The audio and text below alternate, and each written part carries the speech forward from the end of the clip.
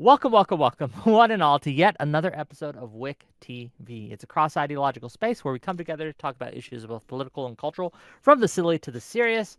And we've got a show for you. We got one more person coming. Enemy Charlie will be here soon. She says she's running a couple minutes late, and that's fine. When she gets here, we'll pull her in.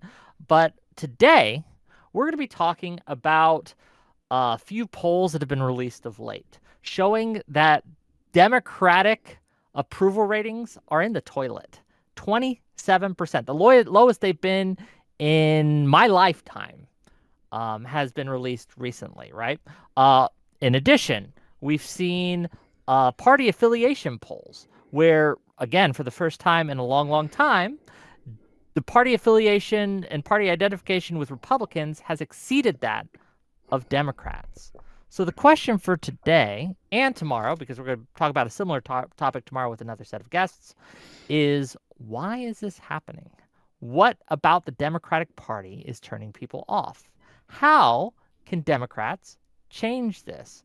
In what way are Republicans more appealing to the average voter and the American voter than Democrats are? All this and more. We're going to get into it. It should be fun. It should be a great discussion.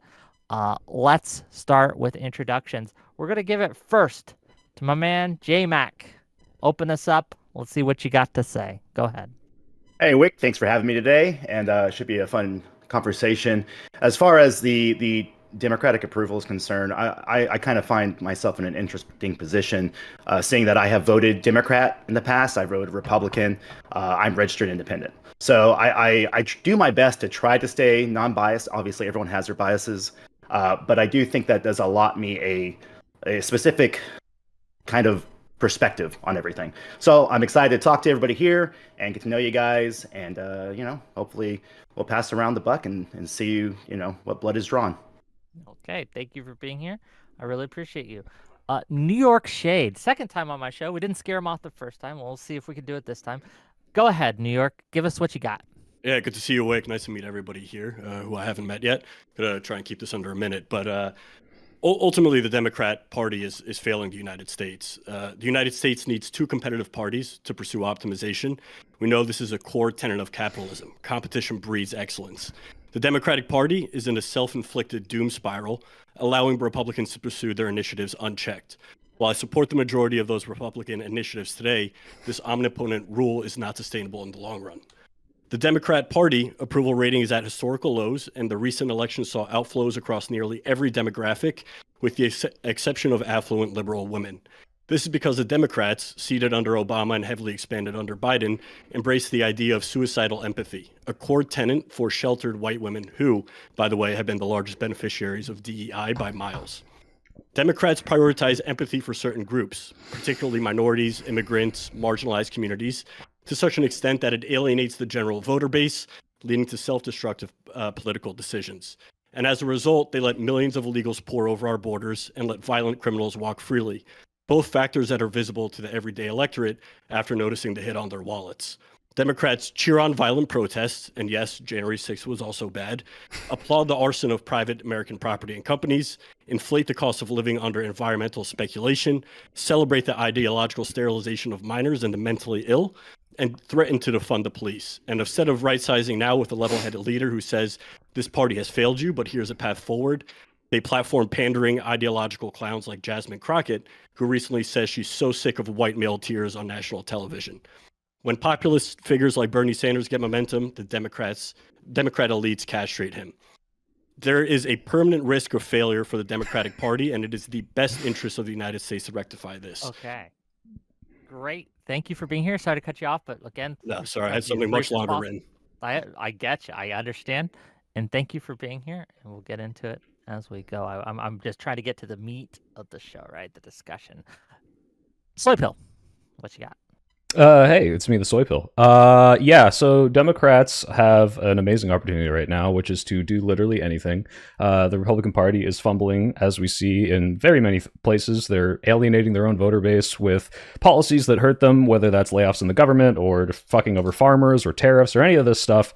It's getting pretty bad, and they're losing support where they shouldn't be. And despite this, Chuck Schumer and other people who are voting for their resolution are somehow just saying, well, we'll wait until they get turned on. And it's clearly not happening. They have this weird pie in the sky idea that at some point, all of these Republicans that have already been threatened with primaries from Elon Musk are going to see the error of their ways, even though it's been 8 years and they never do that. So the Democratic Party needs a resounding message. The leadership doesn't have it. I agree with Shade that AOC, Bernie actually have some sort of push and people actually show up to the rallies, and maybe we can get those guys to be the heads in some way, shape, or form. But right now, they just have no plan, and it's terrible, and no matter how bad the Republicans are. So I am advocating for a better Democratic Party to counter the baby politics coming from the right now. Okay, well, we'll get into exactly what that means in the discussion. Thank you for being here. Next up, until Charlie arrives, which hopefully is soon, right? Shenandoah. What do you got for us? First time on the show. Don't fuck it very up, first okay? time. We're Don't all fuck it up. judging you. Go ahead. I'll do my absolute best. Thank you. I have a very simple statement to make. I think that the general media environment produces a situation where the Democrats naturally can't win 50% of the voter base. That's just how things are in a social media world where algorithms train people to hate people unlike you no matter what you believe or what they believe. And yet they still manage to fuck up and alienate at least, if not more, 50% of their own base. And the reason why is because the Democrat leaderships are cowards who are unwilling to fight this MAGA Republican threat to our country. And a lot of the Democrats who vote for them are ultimately dissatisfied with this weak and pathetic leadership. And I think it's pretty much that simple. Okay, it's that simple. Well, we'll see if solving it is equally simple. So again, I'll just jump in here and chime in here. The problem I see it is that the Democrats are in the middle of a civil war. Okay, we have different parties and factions within the Democratic Party who are wrestling with who's going to get control. You have the AOCs, then you have the even more extreme portion of the left wing, who is the dark woke, if you want to label them something, who is advocating to firebomb Teslas, the do something crowd, right? And then you have the Chuck Schumers, the parliamentarians, and things like that. And then you have a whole host of people in between. Until the Democrats decide what they want to be, we're going to continue to lose. Wick, is anyone in the Democratic Party in power advocating for firebombing things? Do you think that only the people who are in power matter when it comes to their advocacy? No. I'm just curious if that's what you meant. So what I mean by that is there's a portion of the left. Right, oh, sure. Okay. Sorry, I didn't mean to push. I was just curious if you were referencing something that I didn't know about. Leaders, right? But our last guest is here. Charlie. Oh, I am so sorry for being late. My appointment ran a bit longer than I thought it would. Give me just 1 second. Take your time. We're talking right now about why the Democratic Party is floundering and what, if anything, can be done to stop the bleeding. There is a ray of hope. Okay, I'll give you the glimmer of hope. Last night, in a Pennsylvania district, my home state, right? A Trump plus 15 district, a district that voted for Trump with plus 15 points in the last election, flipped in a special election from red to blue. They ousted their Republican senator and appointed a Democratic senator. So there's that. But all the other metrics seem to be bad for Democrats right now. You got poll numbers that are just abysmal and all these things. So let's talk about it. Why do you think, Charlie? Give us your opening thoughts here. Everyone's had a turn. Let's give you a turn. I mean, opening thoughts. I think that the Dems have really failed to appeal to the working class and working class concerns. And I think that largely they have not promised change of any kind, but promised more of the same. And I think that, my goodness, didn't Harris, I think she hired someone that worked with Hillary Clinton on her campaign. I just think that people are kind of sick of like corporate Dem stuff. And they want to know that their concerns are being heard and addressed. And yeah, that's my thoughts. Okay. Well, and that's with that we are going to open up discussion, and let's see where we go. What do we think? Well, I keep hearing like the Democrats don't appeal to working concerns.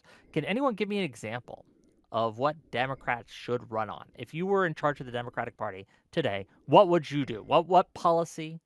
What messaging would you use? Go ahead, anyone. Can I give a few anecdotes? Please. As somebody, and obviously anecdotes aren't perfect data, but they are data nonetheless.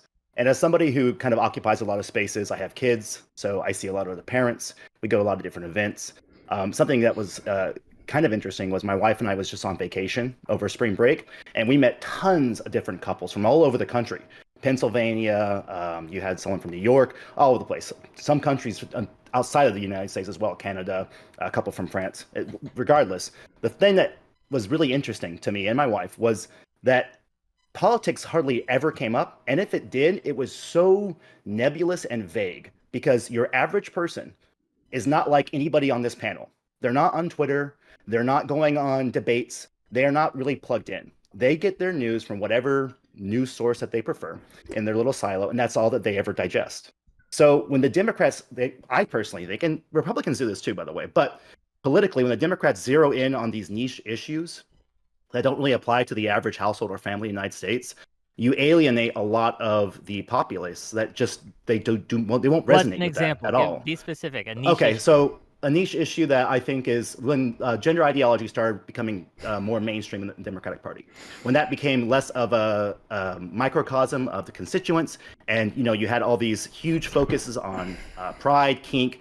You had celebrations at the higher level of Democratic leadership, and I think to the average person, even those that are typically okay with LGBT stuff, there was a sense of kind of encroachment in the individual person's lives and families, especially when it comes to their kids.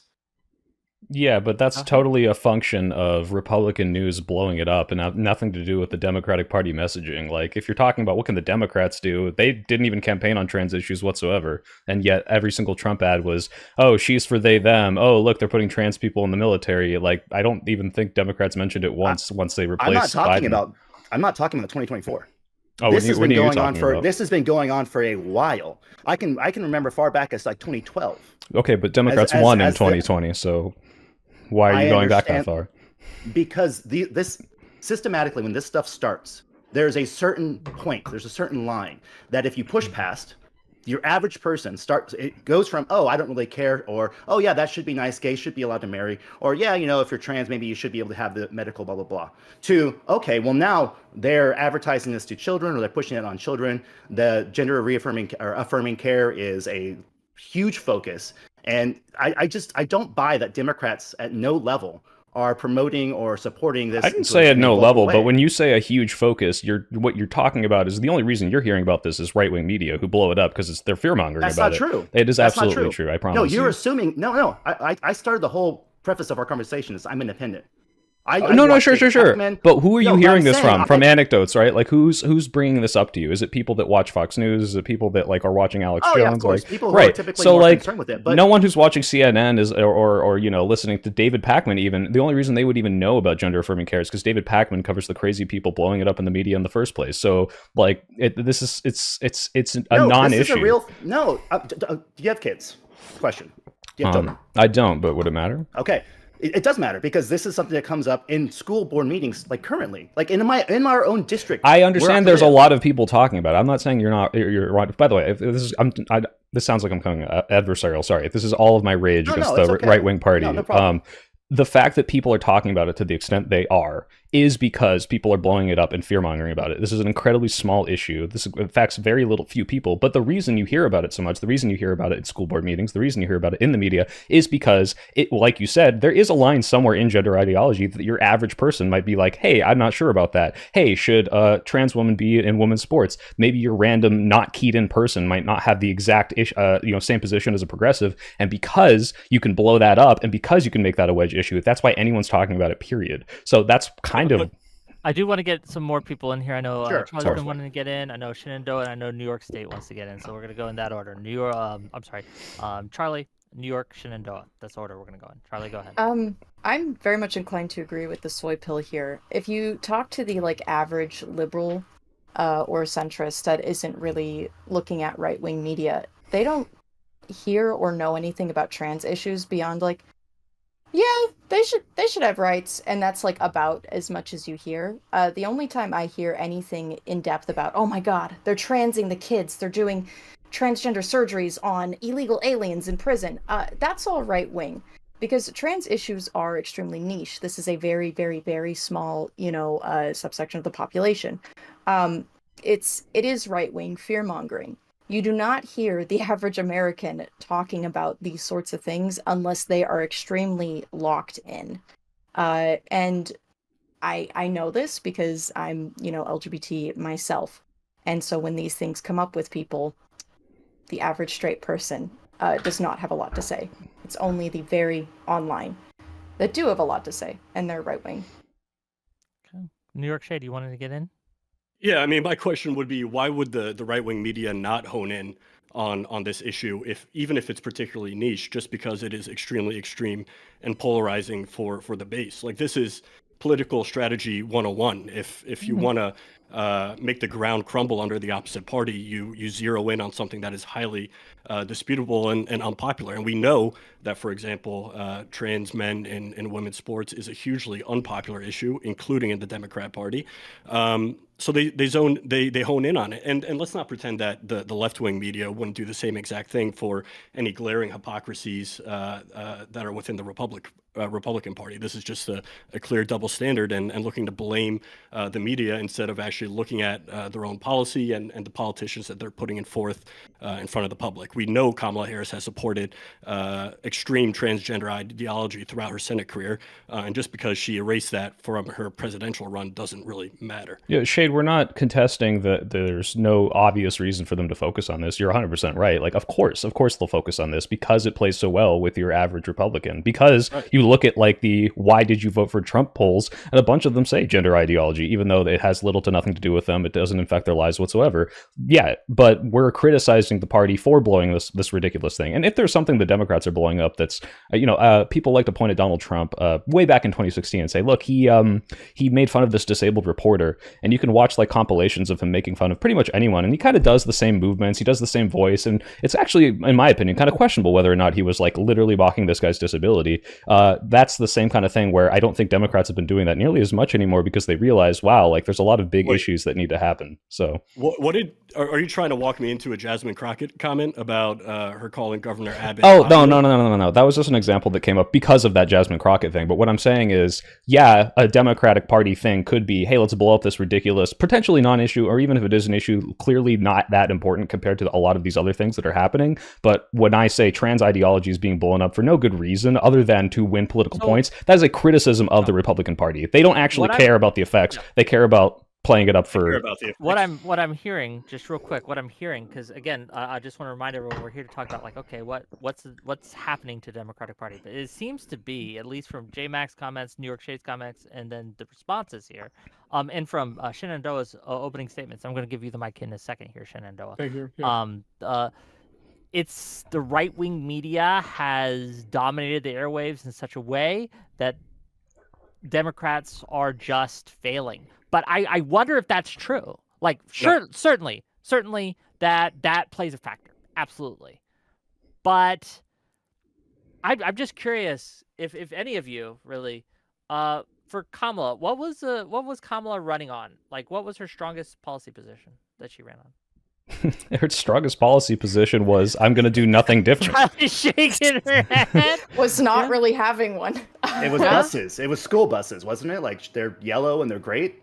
I think her absolute strongest policy position was her housing position, because she was talking about like abundance in housing and deregulating housing. I think that was probably one of the really big things she was trying to run on. That or the child tax credit, definitely. Yeah, that was another good one. But those were continuing. Yeah, because she never said, I mean, she did say, but she never pushed it the same way a Republican's going to be like, hey, she's trans, she's trans. Like, if they hammered it in, you notice the highest time she polled was directly after replacing Joe Biden, who couldn't finish a sentence, and when they called Republicans weird. And suddenly they realized, like, wait, if we play this dirty game of politics and call out the right, like they've been doing in the media for the past 8 years, maybe we can actually get get some like vigor in this party, and then they stopped because they had to hone in Tim Walz. So I think Wick it is the media market that the Democrats still don't know how to play. They're still doing the high ground bullshit. No, come on. The If I I may- disagree with that entirely, but I'll. If I may. I think if Tim Walz had called Donald Trump a retard, I think he would have won. Let's give it. I'll let's do give it to Shenandoah. Go ahead. I'll go on national TV right now. What I was gonna say Also, is, slur. yeah, well, why not? I mean, I'll lose some money to the FCC, but whatever. Go ahead. So I wanted to go back to the original claim that the main reason that Democrats lost is that they're over-focusing on these hyper niche issues, and I understand where you're coming from because, again, I think a lot of polls showed that the principal concerns of voters in this election were economic, but I don't really remember that much in Kamala's campaign where she really even touched on many cultural issues. They had to go back to the 2020 primaries in order to pull that stuff from her saying, we're going to give people in prison trans healthcare. They had pretty much almost nothing on her during the actual election. And instead, they focused a lot on the really shrill and loud element of the Democratic Party, which does advocate for these things, and then they generalize this element to the entirety of Democratic policy. And I find this maneuver really interesting because it doesn't happen to the Republicans. In fact, when we're talking about the Republicans and how people treat them, they don't even listen to their own leadership, let alone take seriously what their activist base says. But with the Democrats, even just some like random no-name blue-haired chick, I mean, she could be basically labeled as like the Democrat, even if she has absolutely no position of power within the government or the Democratic Party itself. And I think the reason this is because the Democrats have lost control of the media machine. They've ceded new media to the right, and legacy media, which they did used to have a lot of control over, has basically disintegrated. I mean, people just don't really watch that anymore. The only category of people who watch that are boomers, and boomers just tend to like But Fox News. Shenandoah, Yes. just to push back against, that's all Please. well and good, Mhm. but in order for us on the alternative media or the legacy media to be able to push a democratic policy, there has to fucking be one, and there's Oh, not. of course. There's And- not. and to- That's to my be clear, problem. There is yeah. no policy position. There is no real drive for any specific thing by our leadership, right? Like the let's take a look at the Hegseth stuff going on right now. What should be happening, right, is Schumer, Jeffries, all of our leadership should be calling on him nonstop to resign, should be pointing out that he broke, right? Regulations that he posted on Signal in this unsecure group chat, actual classified information, and they should be hammering that drum over and over and over.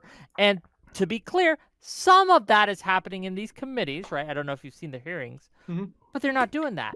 But they can't just do that. They have to have a policy position that's positive as well. I don't- and I wait, can't think of one. Wick, The fact that- just real quick, I can just respond to that real really quick, and quickly. I'll let you respond, Yeah.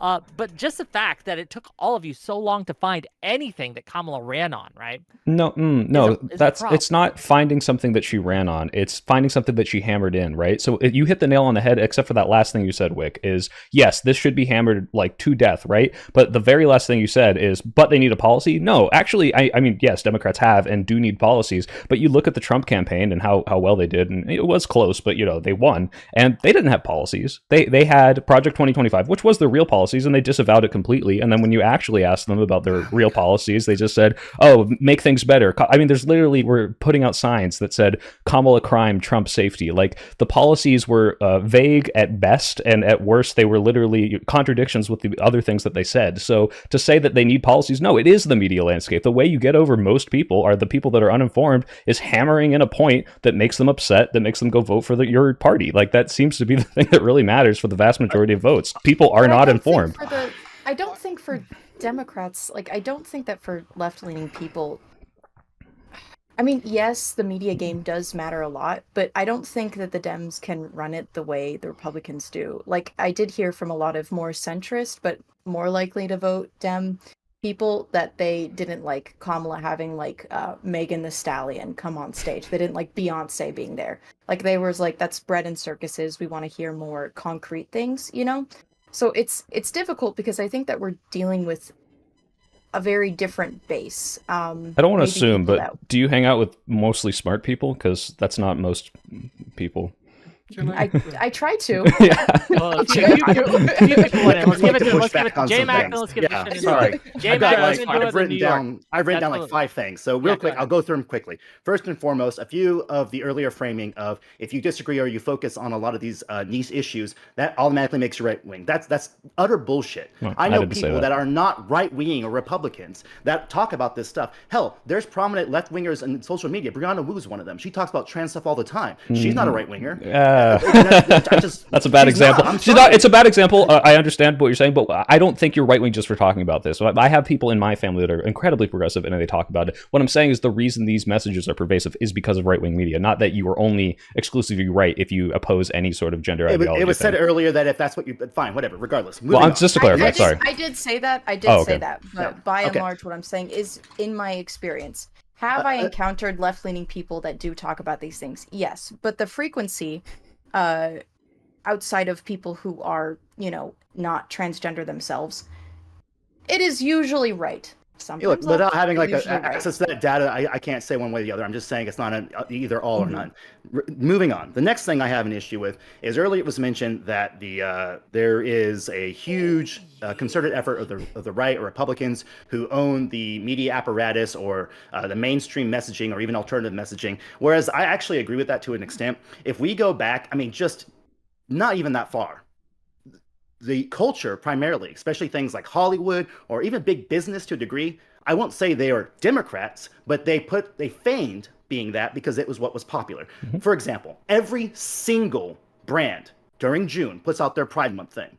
Doesn't mean they actually agree or whatever, but because that was what the whole marketing team said, hey, this is what popular, this is what people typically care about, and maybe at the time they did, generally speaking, that's what they put out there. So this notion that like the left is like this underdog who's never fought or has to keep fighting for the scraps because the right wing's so strong and powerful, that's never been true my entire adult life. Can I clarify real quick? I'm not saying that the course. left wing does not have a. First of all, the left wing has a hegemonic, control over culture, right? Like most movies are made by left wingers. Most corporations are at least run by slightly left people, although they are like capitalists. And you can see this kind of happening with the tech sector. It is shifting right only insofar as it benefits them financially, right? So the instant that it became unprofitable to be pro Pride Month, every single one of them would stop being pro Pride Month. But that is a very different part of the media sector than the people putting out the talking points for elections. All right, no one is going and voting for the Democratic Party because their fucking orange had a rainbow on it. No one is going and voting for the Democratic Party because they made the Little Mermaid black. People are voting for the Democratic Party because of what they hear in the media, what policies they think are going to matter, or what right-wing talking points have been thrown upon them and made them think that, oh God, this is going to destroy my country if my kid comes back and he doesn't have a wiener anymore. So that's what really matters. I agree with you. Nobody's voting because the Little Mermaid's black, but that is a thing that is prevalent and pushed forward within that circle. It's something the media focuses on, especially from a left wing and right wing, both sides. Mostly right wing. It was celebrated. You have okay.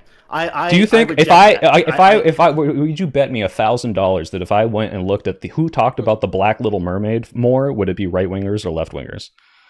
When it was announced, I would No. social media. From now till back when it was first announced, yeah. Typically, They're still mad about it. Typically, when those things are announced, it's announced as though it's to be celebrated. The Okay. lens, the microscope. All right, is and on then because after of that, Well, yeah, for the because next it's 5 rage years. clicks. It's cyclical. Okay. It's a rage Right. cycle, of course. I would But probably put it at whole 80-20 right wing to left wing, right? No one's talking about 80-20. Yeah, the Black Little Mermaid, right. 100%. Yes. No, Oh, it's definitely 80-20. when Black Panther was released, the entire advertisement cycle for it was the fact that it was this huge black superhero. That was the whole focus of it. Mm-hmm. Most normie, yes, if you're online, sure, I'll hand it to you on Twitter or whatever, or even YouTube. You get all your stupid thumbnails of people raging at, I can't believe they made Snape black or whatever. But even the average person who sees that is like, what the hell? It's not logical. It's not consistent. You get people, I call them normies, who are not plugged in politically or to the whole culture war bullshit that still see this stuff and it resonates with them because that's what was being pushed. And you even see it, the turn, like you said, with corporations, and now Hollywood's following suit where they're realizing, oh, wait, this stuff isn't actually that people don't really like this. Oh shit, we better change course. So you get these weird mishmashes of the previous messaging from a left-wing perspective or left-wing values, and then kind of mixed in with what I would consider to be a normie perspective of entertainment, of And just you good think this is, storytelling. just to be clear, you think this is hurting Democrats? I do. Yeah, Okay. I do. I think just that's a real large quick- portion. Yeah, and Of just real course. quick, I just agree with the hurting housekeeping- part. Just housekeeping. Keep the super chats coming. I'll read them on the top of the hour. When we get to 7 o'clock, I'll read all your super chats. Keep them coming in. Keep giving me money. Like, stream, subscribe to the stream, all the stream, not the stream. But I want to give it to New York Shade. I know he's been trying to get in here, and then I want to give it to Shenandoah, and then Charlie, and then we'll keep going. Yeah, look, I think you could say that media is clearly a factor, but to say that it was the cause of the Democrats' monumental failure in the past election is intellectually lazy, and it's a complete lack of introspection altogether. The reason that the Democrats are failing right now is because they cannot sell their policy. If you look at exit polls from the 2024 election, the top two concerns were the economy and immigration, and traditionally Democrats and their policies more centered around social issues like healthcare, abortion, education. There was no alignment. Kamala was not strong on the economy. She was not strong on immigration. And this idea that Americans have to come to the 2024 election with a blank slate after Kamala was VP under Biden and letting millions of immigrants over the border, it's just asinine thinking. It is not grounded in reality. What Democrats need is strong leadership that is willing to accept that the Democrat Party of the past 4 to 8 years is a failure, and that there's a new way forward that is much more central or center left, akin to what a Bill Clinton Democrat was. This is super irrelevant. Are you saying Kamala? Yeah, what Kamala, whatever. No, I just didn't know if you're doing like a nothing. Oh no, Um, I'm not memeing. I think she was just so unimpressive. I don't care to remember her name whatsoever. Damn, Yeah. Donald Trump. Am I right, guys? We fucking got him. Yeah, so I actually don't even disagree with a lot of what you just said. Like, yeah, I'm not. First of all, I'm not saying the election was lost simply because of right-wing media focus. Yeah, the Democrats have been pushing their message incredibly poorly, especially when your figurehead is a sundowning man, and then Kamala Harris, who gets 2 seconds of the ability to speak for herself, and then gets sorry, I forgot your name. Charlie said of the Hillary Clinton campaign manager tactics of like, what if we appeal to the center right, which is clearly not working.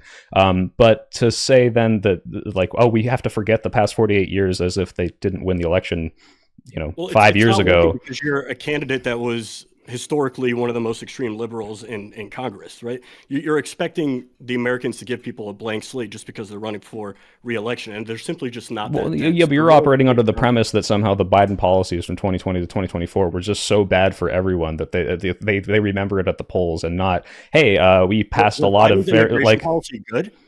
I mean, that's debatable. I don't think it was the most amazing, but that is what a lot of people voted on. But if we look at like economic policies, our recovery was really good. We look at the way we tried to move chip industry back. Like, there's a lot of things that you can look at and be happy about. I think the reason most people don't even know about those things, and that's why I wanted to talk about the media so much, because the right wing does have a capitalization on, we don't need policies as long as we just hammer in a message and spread it to the most people. That's what's going to get their votes. Like, we don't have to talk about how we're going to raise or lower prices at the grocery store, and in fact, we won't do it once it happens. We just have to say we will. We don't have to talk about how we're going to fix the war on day one. We're just going to say we will, and then we won't. So like, this is clearly like a message. Like, every single person I talk to, every Trump supporter has some sort of answer for some policy, for some problem that's going on that is incredibly stupid and vague, and that was what was hammered into them for a whole year. And then you look at what the Democrats are saying. Oh, hey, like, we have this kind of complicated thing, or we don't have a very strong thing. It's a little limp-wristed, and that doesn't resonate with people. Go ahead, sorry. I do want to get more people in, right? And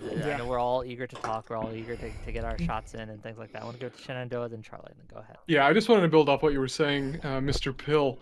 So, Mr. Pill. Yeah, okay. I actually do agree with what you're saying, because honestly, I don't even think that the Republicans have been really that great on the economy since Bush. And to be honest with you, I don't even think what Biden did was that terrible for the economy. I'm not saying it was perfect. I know that there was inflation. But the principal reason people latched on to inflation is such a big deal is because of the Republican media apparatus. And specifically, I wanted to get back to what you were saying, Mr. Cumac, about the left having a hegemonic control over Hollywood. I think the thing which currently drives conversation in this country is the alternative media sphere, which I really do think Republicans just have on fucking lock, like really way better than the Democrats do. I just think the Democrats are unfortunately where they have control is in legacy media, and nobody finds that A particularly question important. for you, Shenandoah, on that. Yes, please. Right? And if I can question for answer you. it too, that'd be nice. Yeah, no, I will let you. Can I jump in right after? Really simply, yeah, and you guys can jump in after Yeah. and give your thoughts. Should Kamala have gone on to Joe Rogan then?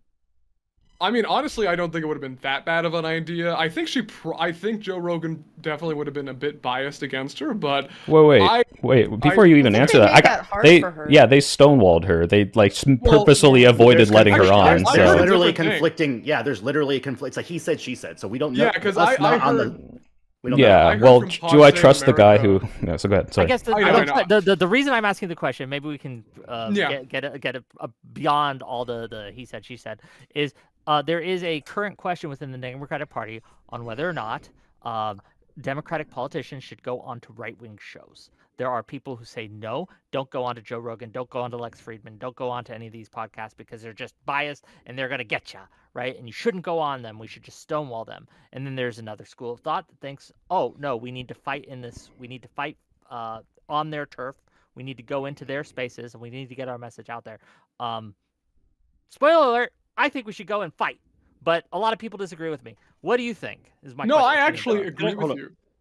No, Sure, Shenandoah, go ahead. Yeah, Shenandoah. that was a question directed at me, and then I'll let you Yeah, go. yeah, Derek. yeah. I'll be quick. I'll let everyone answer too. I want to hear. Yeah, I actually do agree. I think that they are biased, but I think, yeah, you should pretty much contest every contestable ground you could possibly get. My understanding of the events, and this might be factually wrong, but this is just what I understood, is that the people in charge of Kamala's messaging strategy basically just did not like Joe Rogan and so advised Kamala against it, and so she ultimately did not go on. They were actually open to going on, but ultimately it was the Democrat like messaging class, I guess you could call it, who essentially thought it was a bad idea. And I think like those kinds of people are like the real cause of why Democrats just suck so much in the media, because the Democratic Party keeps listening to these goddamn idiots who keep saying like, actually, I think if we just run more ads on MSNBC, we'll be okay. I don't think that's a good strategy. I think you need to build up a presence in alternative media and go on some alternative media that doesn't agree with you in order to reach those people and fight that ground. You don't want to just concede it. But no, that's the end of my sentence. I had another thing, but I forgot. A lot of people went in on this one. So I want to give it to Charlie. There's New York Shade. Yeah. I think like we're talking about Kamala Harris's policies and how someone said earlier that the concerns of the American people were economic, and then I think this was New York Shade then said Dems usually focus on culture things like healthcare and UBI. I think that those things are economic and in nature. Because it has to do with, where our money goes. And there was a Democratic candidate, as I'm sure we all recall, that really did push for the, universal single-payer healthcare, who was kind of shafted by the Dems on purpose. And I think despite the widespread popularity of Bernie Sanders' policies, proposed policies, for some reason, it's the neoliberal establishment, they won't run on it anymore. And so I really do think that at the upper echelons there needs to be some sort of change. And yes, also they need to go on right-wing media. Charlie, do you think a Bernie or a Bernie like candidate can win in America today? Yes, I do. I still believe. I don't. I don't. disagree with you. So, but sell me on it. Why? Why would Bernie succeed, despite him not being able to win any of the primaries? I mean, I think that he was fucked by his own party, frankly. That's one of the conspiracies that I believe, is that the Dems fucked him on purpose, and wanted Clinton in there. But I truly do think, especially after this Doge nonsense, I think that things like, universal healthcare will become increasingly more popular, especially as we might lose Medicaid and Medicare. I think that people are going to become desperate. And maybe I have too much faith right now in people's abilities to, their like critical thinking skills. But I think it's quite possible. Okay. Just what jump in, do the rest of you think? Go ahead. I want to highlight something that Shenandoah said earlier, not too long ago, that I think is really important because it exemplifies what is wrong with the Democratic messaging. And Shenandoah, you said that the only reason that Americans cared about inflation is because right-wing media put a spotlight on it. And that is the exact type of insulting, condescending, elitist verbiage that has been used by the Democratic establishment to insult the average American. Because what Well, you're thank you. I am quite condescending and elitist. Hold on, because what you're implying is that the average American cannot feel 22% gross inflation over a 4-year period with stagnant real growth, wage growth. It is just an insult. Like you're saying, oh, the only reason that people care about it is because the media highlighted it. But what actually is happening and why the messaging is so off the mark is that people are actually feeling it. Yeah, but the problem is that everyone blows up inflation like, oh, it's Biden's fault for the shutdown. It's Biden's fault. It's America's fault, and not this was a worldwide phenomenon due to COVID and supply chain restrictions.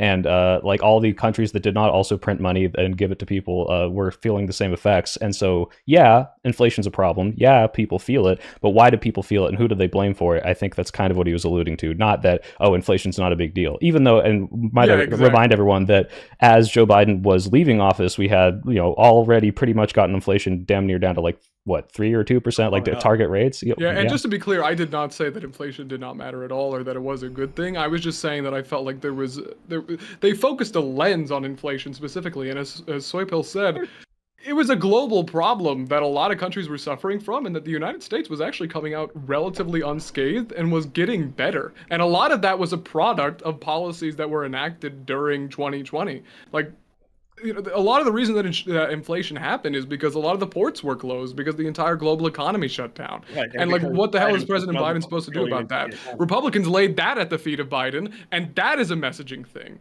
It's like that's what I'm saying. There's like an over focus on this flaw. So the inflation had nothing to do with Biden pumping another trillion and a half into the economy. It had very little to do with it. It didn't have nothing. It didn't have nothing to do with it. Right, and it's supply chain issues, which, by the way, would be resolved with tariffs. But we can get into that. Charlie, you want to say something? Yeah, I can see that face. Charlie, you got to release that stress. Not quite sure how tariffs would fix inflation. That's not what I said. It would fix the supply chain. Oh, that's interesting. Yeah. Yeah. But you can put a tariff on the Suez Canal, they'll fix it faster and that sort of stuff. If we have no supply chain, it fixes the supply chain. That's actually a really brilliant idea. No one's shipping goods. It will be fixed. That's the assumption that the tariff is the be-all, end-all, and that's where it stops with the policy. If you produce everything within our borders, there are no supply chains. Yeah, I don't know why we didn't just create factories in 1 year and then just start producing all the things we couldn't import. That's a crazy idea. I don't know why we didn't do that. Well, we're getting a massive factory here it's a chip producing factory in Arizona. It's one of the largest in the world, and that's going to be pretty cool. So yeah, and it's about 3 or 4 years after they pass the bill to do that, and it's going to take a while to get it up and running. And I really like it. It's awesome that they're doing that, but it is not what would have fixed the fucking supply chain. They're going fast. They already got those beams up. Look, computer chips had nothing to do with the computer chip supply chains had nothing to do with the COVID inflation crisis. It actually did have a little to do with it, but it was not the majority share. Maybe 1 or 2%, whatever. But anyway, it just goes back to this tone-deaf messaging that Democrats need to come to terms with what the actual middle American is facing, and this kind of elitist gender equality, like healthcare, abortion rights. It is just so far removed from the core needs. What is elitist about abortion rights? Yeah, like Republicans don't care about abortion rights. I feel like those things were like very normal. Like, everyone was like, "Cool, we like abortion," and it was only like weird religious extremists that were against it. No, because listen. Sure, go ahead. I know a lot of conservatives, and no one had said a goddamn thing about abortion for like 15 years. 15 years. So I don't. So you're pro-choice? Are you an elitist? That's been a top ticket issue. That's been a wedge issue for Republicans forever. For like very, very long 50 time. years. Yeah, I agree. Yeah, it's been pretty wedge for a while. Even though you can argue that it was drudged up back I don't then, but hear not anything. as I of recently. cannot- And the issue with we're going to go back to the messaging with the Democrats. Here's another issue. So let's talk about the extremes. Let's talk about the niche and the spotlights. Okay. So a big issue that I have now, I happen to be very, I don't like saying pro-life, pro-choice. Like those are emotionally loaded terms, but for the sake of the conversation, I'm very pro-life. Okay. So let's talk about the extremes on both ends, right? You've got your extreme pro-life that are saying no abortion whatsoever, point of conception, blah, blah, blah, blah. End of story. Then you've got the extremes on the left saying, hey man, up until that baby comes out that canal, it ain't a baby, get rid of it. Okay, those are the extremes. Now you have variations all the way in between those extremes, and you see this all over Europe too. The different weeks or trimesters that they allow. Typically, most people, when you take polls, are about, I think it's like 22 weeks. It's like about 14 to 22 weeks is like the average for most people. Okay, you have now these are elected officials at this point. We're not just talking about pundits. You have elected officials that are not willing to say, even if it's a stupid thing, because nobody's going to do that. Just throw that aside. Are not willing to say, no, you shouldn't abort a baby in the ninth month of the first trimester. Like, that's a baby. Don't chop it up. Don't suck it out. No. You didn't have, I can't recall a single mainstream Democrat would ever say anything close to that. It was always, well, it was the answer that kind of brushed it to the side of like, well, it's not the government's position. It's like, well, no, sometimes when it comes to human life, it does kind of become the government's issue. And that's what we're discussing. Well, the issue is they don't want to see like they're coming off on the negative side of ectopic pregnancies or any other medical emergency. So they don't want to say, no, we should never have an abortion at 9 months. No. Because they're worried about their constitution. You're not going to have a 9-month ectopic pregnancy. That's not how that works. The point fetus doesn't develop. they don't want to. The thing is that. Sorry, Go ahead. you go No, ahead. you can go ahead. No, Charlie, don't let him talk over you. Okay, You gotta step on him, okay? Go ahead. So the way that like very late term abortions work, they're not like pulling out a live baby and like slapping it down like a fucking fish. I know. It's like the baby is dead inside of the mother, or will die very quickly. This is the reason that late term abortions happen. It's it's the reason they had the heart beat bill that Walz vetoed. I know. I've researched this extensively. Okay. Yeah, but you're making it sound like they wouldn't disavow it because they're like, yeah, fucking kill a 9-month-old fetus. That's awesome. But the problem is the messaging portion. When you won't, like I said, I prefaced how I said this. I said, regardless of how insane it might be, the sheer fact that you won't say, yeah, don't abort a baby in the 3rd trimester.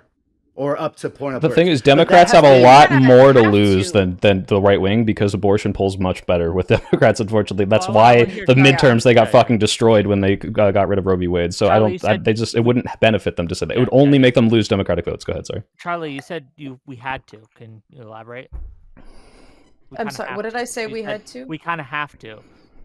You have went to J-Mac when he said, you guys won't even say don't abort a baby in the 3rd trimester. Birth. Yeah, because that's and again, I'm also maybe giving people too much credit, but like people who have like a, I don't know, basic understanding of, I guess, abortion or medicine in general, perhaps, do want to hear that if a mother is going to die or if a fetus is dead inside of someone, of course, that there would be, no laws preventing someone from surviving that.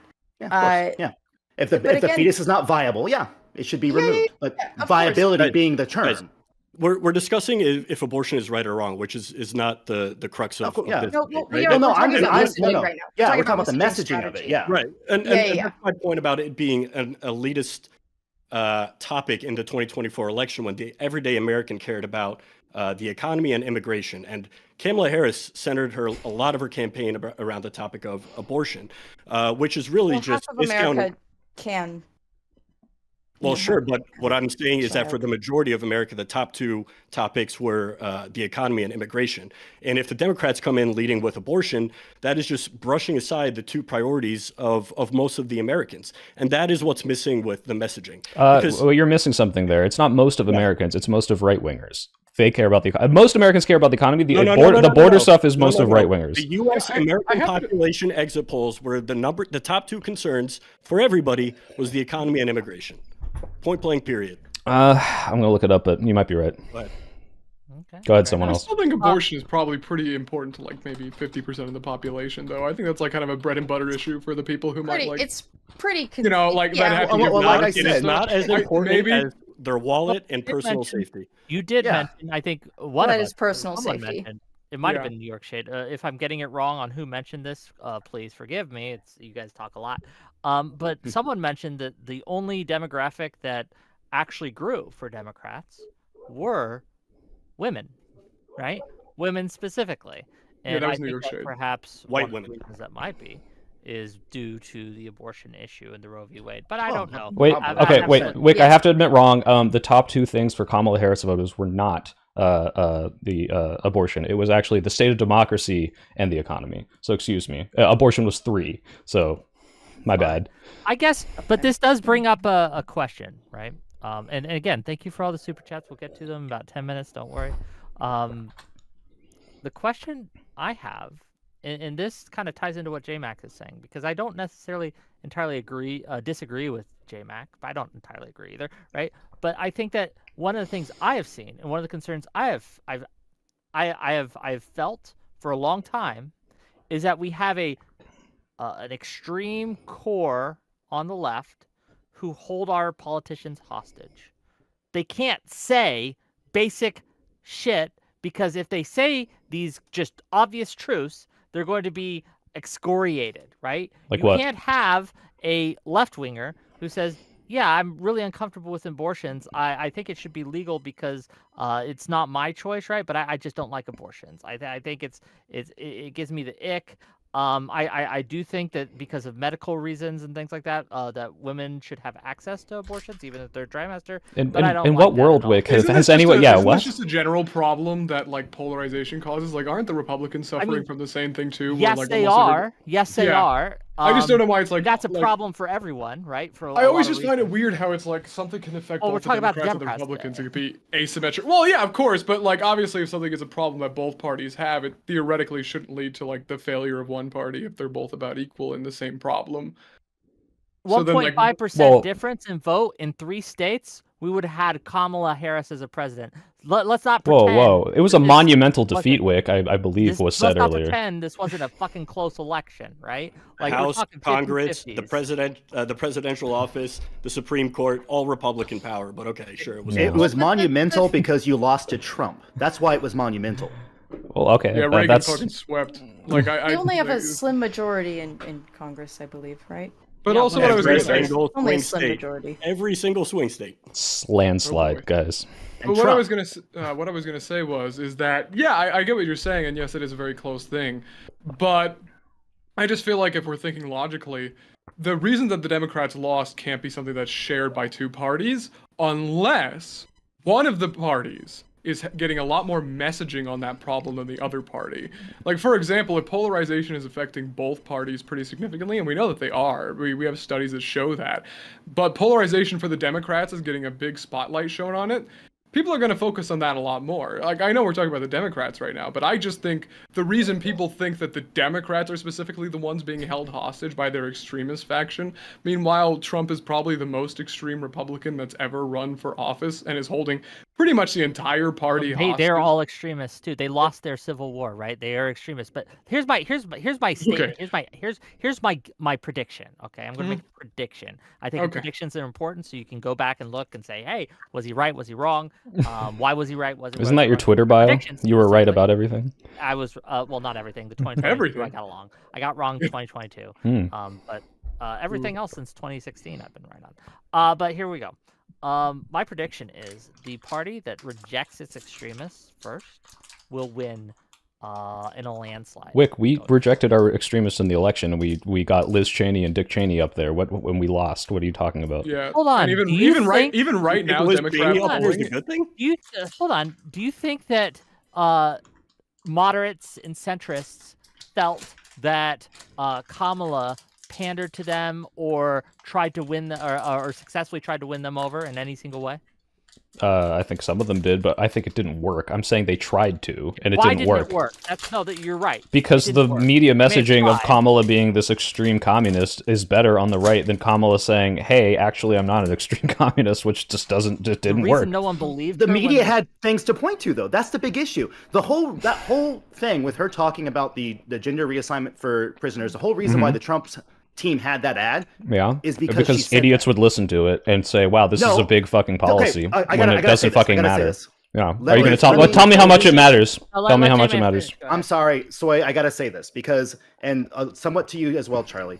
Look, if you're wanting to be in the game of persuading people, even if you are a 140 IQ genius, try to tone down the condescension.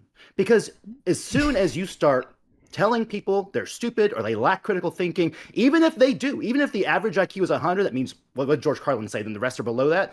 Even if that's true, you are not convincing people by belittling them. I'm not and trying making to them feel convince these stupid. people right now, but I'm telling you Well, that then if you're you, not going to win. Then I'm you're not going to win. my we're fucking not trying to campaigning win, right now. like, The right election's now. not for 3 years. I'm saying that if you think that transgender surgery for that one prisoner is a big issue, you're a fucking moron. Yeah, No. I'm gonna say it. Well, the ad that Trump put out there apparently made a 3% swing in the final election results. Yeah, I agree. Trump voters are Literally overwhelmingly highlighting stupid. trans Yes. issue and Kamala Harris's past position on it. This is Then- again you asking the general public to be tone deaf and not do their due diligence on what has been said by these political figures. You're asking for I'm everything to asking the go Democrats to to come one out and place, say, and "Hey, it's absurd. who gives a fuck when you bring up a transgender surgery in prisoner?" But instead, they're like, "Look, well, actually," and they explain the real position, which is, I think that everyone should have health care regardless of what that is in a prison, and I think that's a perfectly fine position. But unfortunately, it doesn't pull well with people. They need to be like, "Hey, why the fuck are we talking about this? People are struggling out there. Why do you give a about some fucking prisoner and that's getting a surgery? Who Exactly. gives a shit?" I That's what also- they should be saying. Because I people also care feel where their give a tax shit. dollars go. That's I also feel care. like New York Shade, like what you just said is basically a contradiction in terms. Like if people just do not care about like social issues like the trans stuff, why the hell would it cause a 3-point swing in Pennsylvania?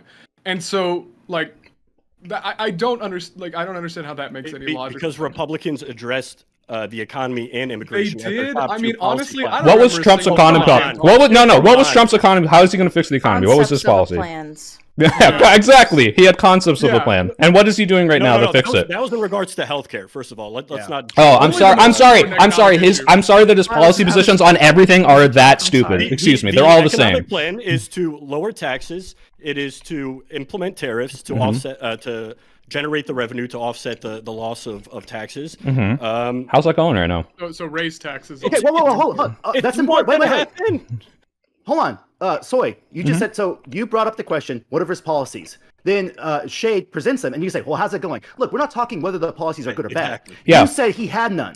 The But he policy did. is And terrible. people, for whatever Excuse me. He didn't say nothing. He said, "I'm going to do tariffs to everything." And then they ask, "How is that going to fix the economy?" His is, "Well, we'll just get money back." And you look, and that's clearly not happening. Excuse me. You're right. He did say a word. He didn't But just he go had silent. policies. But that's okay. You said excuse he had me. no policies that he I'm can't sorry. follow. We're playing the mega pedantic game. What I say, don't. not He doesn't have pedantic. a policy. It's not. Well, I don't know what I'm going to do. It's No, I disagree with the policy. I'm going to Stupid. fix it. I'm going to use tariff. Yeah, Tariff that's is the fine. thing I'm going to do instead of Yeah, he a has fucking policies. plan. You think He they're has stupid, policy. which is fine. Okay, so would you agree that it's a policy if I go, I'm going to make the country better? Is that a policy?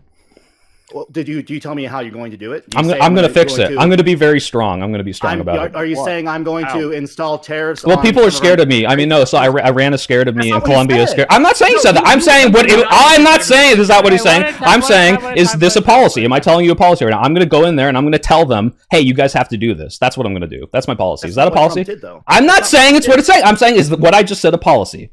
You accuse me of not knowing what Trump's Can policy I is. excuse me, is it a policy for me to go into a country and say, hey, I'm going to go in there and I'm going to be very firm and they're going to listen to me? That's how I'm going to fix it. Is that a policy? No, but it is a policy. No, Is that a policy? Which is Okay, exactly so his what shit you're wasn't saying. policies either because that's total bullshit to say, oh, we're going to use Well, tariffs it to fix the works. economy. It's It fucking works. ridiculous. Whatever Okay. he said, It's not a policy, guys. it Tariff works. is not a policy. Okay. Okay, so we're gonna get to super chats in a second, but there are two positions that I remember Trump running on fairly strongly. The two I remember, and I followed the campaign fairly closely, was they were going to deport all the illegal immigrants. That was a policy that he ran on strongly, right? And that they were going to end the Ukraine war on day one, right? No more foreign aid to foreign countries, right? That was a policy that he put forward. I think those policies are bad, right? And we can see the execution, especially the immigration policy, is horrific, especially since a Phenomenal. lot of the immigrants they're trying to deport are here legally, right? Who have green cards, who have visas, who didn't come in here, jump the border, jump the fence, and things like that. And they're literally making up reasons, violating the First Amendment, and stripping them of their rights and due process in order to do this. And it's a horrific thing. But that is a policy he ran on. But let's get to super chats, and then we'll get back to the discussion. I got a few here, so let me get through them.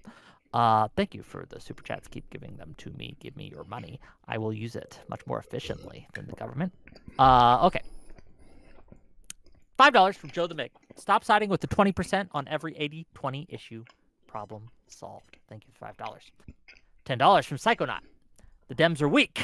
Right now, they should be hammering all the screw-ups the right is doing, yet they are relatively quiet and complacent. Hashtag Schumers. Thank you for the $10. $5 from Deej Nuts to say Daddy J-Mac. Based DOE hater. Thanks for that. $5 more from Deej Nuts. The Republicans made what does he mean by the DOE? J-Mac? Department of Education. $5 from Deej Nuts to say the Republican made Kamala Harris a public support, state-funded transition for prisoners with no magic. $2 from Deej Nuts to say they could not push niche. They could just not push niche policies. $5 from Joe the Mick. Harris literally campaigned on gender-affirming care for prison inmates during her 2019 run. This isn't right-wing fear-mongering. $2 from Deej Nuts. She campaigned on it. It was one of her platforms. You could go read on her website, I'm sure. I glaze for Daddy J-Mac. $2 more. Kamala Toe. Thank you for that. $20 from Joe the Mick. Biden was terrible for the economy. Fiscal dominance worsened the size and duration of inflation. It wasn't picked up on by right-wing media. People felt the severity of the impact. How are you this unplugged from normies? $5 from D's Nuts. Democrats lost Roe when protest chants went from safe, legal, and rare to shout your abortion. $5 from Better Methodist. Please move away from the abortion topic. Very sensitive for me. My girlfriend had an abortion because she wasn't sure the baby was hers. $1 from Dan Dietzel. Thank you for the dollar. $2 from Deej Nuts to say Trump is an expert at beating women. $2 more at Deej Nuts to say why aren't these retards voting for my policies? $20 from Slongians too. Wick. We always enjoy your panels. However, we heard that JMax CTRGB will be demoed at DaveCon, Minnesota, and has 2 seats open. Wouldn't it be great if you guys came to fight Slongy and Stu? Wouldn't that be awesome? I'll tell you what, if JMac flies me out, I will play I will play against whoever I want, whoever he wants me to play. $5 from Jeff Lewis to say for the whole panel, and we'll get to the discussion. We'll use this as a good jumping off point. What would your response be to a politician saying, abortion is ending babies, but sometimes it's better to end the baby? And we can, maybe that's a poor place to start, but we'll start there, and then I have a question. Yeah, you're really contradicting that first super chat. Says, please stop talking about abortion. I mean, it's a political conversation. It's a political issue. It's probably going to come up. It's just one of those things, you know. Are we responding to this? No, hold on. No, I guess. Here, let me start with babies. Who do you guys have a favorite? Who should the Democratic Party run in 2028?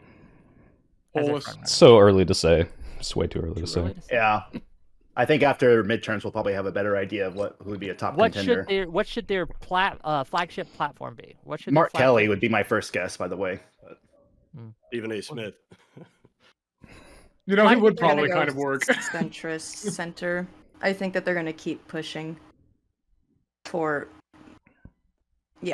more centrist candidates, which is going to fail. Yeah, but what should their flagship issue be? I think the most dark woke person that's going to go out and call them like every slur in the book on the debate stage is going to win. Waltz. No, Waltz is a little too nice for me. He's getting there, but yeah, I guess he wouldn't say he wouldn't call them Waltz slurs. has no chance. Is dark woke is that an actual phenomenon? It is now. It's just it's like an internet joke. It's an internet joke. Okay. You wait. It will no longer be an internet joke. Like if dark gothic MAGA.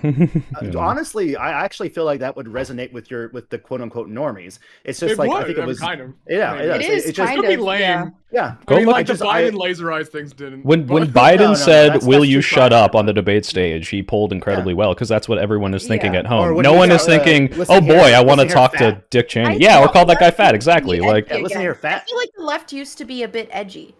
Back when I was like a kid, it was edgy, and I feel like it's gone soft and corporate. And I just want to bring back that edgy. We have to. Yeah, I just want a Democrat who looks like they might kill somebody. Like, I just want to mix like a guy who like maybe is in like prison for murder. do you guys- Like, I want him to be my. Do you guys remember that 2016 Democrat primary candidate? I forgot his name, but it was the one who talked about how he killed some guy in a soldier, like some soldier That's in a a good pit guy. with like a grenade, and like that was his closing statement. It was just like his PTSD war story. Let's vote for that guy. That guy, yeah, I'm 100%. down. Yeah, I'll vote for that guy. I'll be that guy. I'll be. I don't know if this wins. I don't know if let's just be really mean wins. No, I don't. no, Why? I don't know. I Why mean, not? It's prior working for them. experience is teaching me. But that- I'm stop tired of caring- playing nice. Stop caring so much. Yeah. Like, stop being polite. I think Yeah. to your the point, landscape Wick. has changed. I think to your point, Wick, and to kind of encompass everyone's opinions on this, I think that it's not foregoing the decorum so much, but it's appealing to the average person who just doesn't really care about the stuffy attitude that politicians typically exhibit. I think that's like meeting that sweet middle ground between those two kind of personalities. Yeah. And, Okay, no, but another just thing push to, back on. Hold on. Just because Charlie Charlie and Shenandoah and Soypill, I think you're wrong, and I'll tell you why. Right? Mhm. We have the data I of the think you're last wrong. election, right? I understand, and I'll No, please. we can present dueling data here, perhaps. But we have the data from the 2024 election. Leftists, or people who identified as left-leaning, came out, right? They showed up. They didn't stay home. You know who stayed home?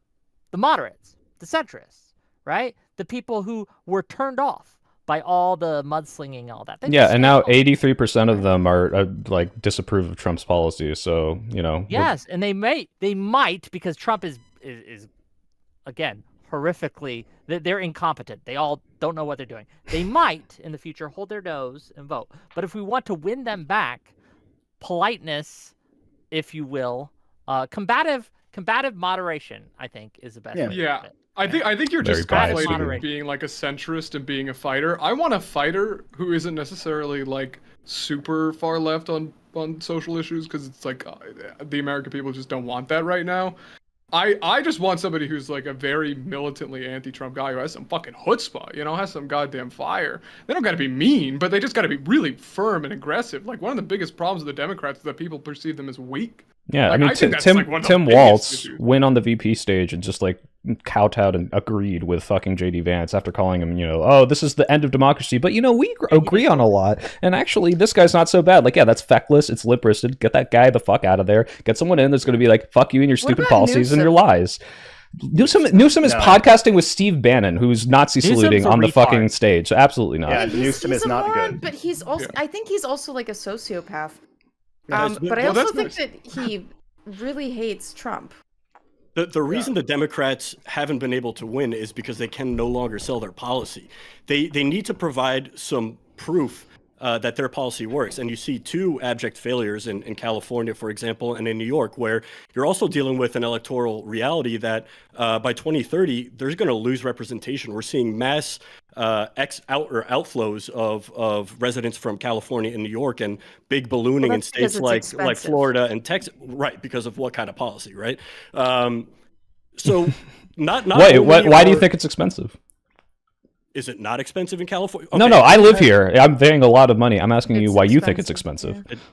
It doesn't matter. It Well, matters who's running it right now. and Kind who's of been matters, administering- right? Because administering what this. policies No, are going to it doesn't. change that, right? And what policies are going to get voters to vote for the people who are going to change that or not change it. So Bill, You a said lot of there were like a lot of- two specific policies. you can live in this imaginary reality where people don't align the Democrat Party with the rise in prices in California more so than any other state in I'm the not United saying States. that. I'm not denying that. I'm asking Here's the you what reality. policies You they are were. losing hundreds of thousands of residents every single year. They're going to red states. They're Why beefing up the do you electoral think college position of the those states, prices and it's going to make it are even high? harder for Democrats. I can answer that question. If you Thank you, I'm please. from California. Regulation, please welfare answer. spending. Oh, come on, it's everything. It's a lot of, I would say primarily, especially if we're talking about businesses or small businesses, a lot of it's regulatory and environmental measures that are being taken. Yeah. No, a you're lot not- of those things. I mean, just an example I can take. I went back to visit my buddies there like a few months ago, and we go to Safeway and we're checking out, and it's like, you got to pay for your bags. I'm like, what the fuck? Why do I got to pay for my bags? It's like, Okay, well, wait, that's hold what on. you We're gotta talking do. about high prices, not the 10-cent fucking bag charge. I understand that, but that's okay. But I'm saying that is indicative of the mindset of the policies being set. something so stupid that I don't see in any other state that I've Right. been to. Well, okay, fair enough. Because you look at, well, oh, we can't build this, apartment complex in San Francisco because the shade that it will cause on this playground is going to cause some sort of vitamin D deficiency. So that's going to drive the prices of housing up because we don't have another 10,000 units. That's what I'm talking about. It's a lack of housing. Yeah, I'm saying it's an indicative. Guess whose main policy was building more housing? It was Kamala Harris. It was the deregulating prices housing. It in was Kamala Harris. It was one of California- her flagship policies. Or the prices That was in very, California very because popular of with the independents. Republicans. What?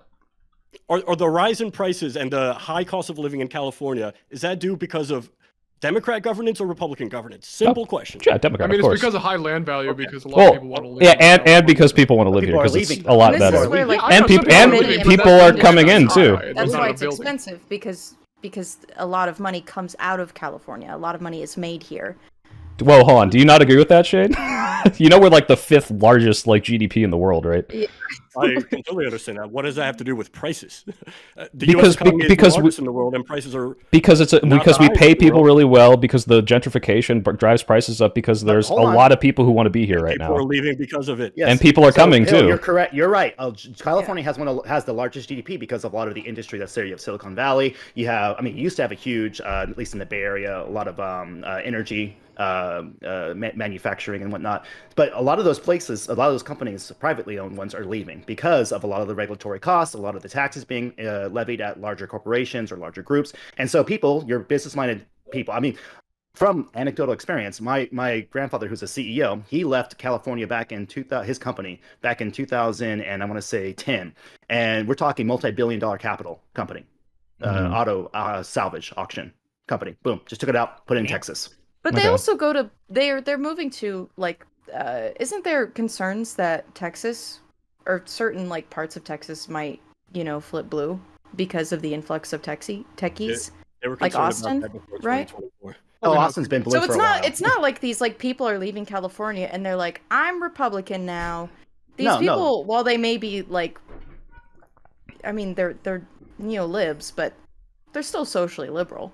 I think you should They're remind yourself capitalists is what of they the are. margins of Florida Yeah, they're and Texas in capitalists. 2024. What did you say? I think you should consider the margins that Florida and Texas won the Trump vote by in 2024. It's not going to make a difference just because a couple of liberals moved there.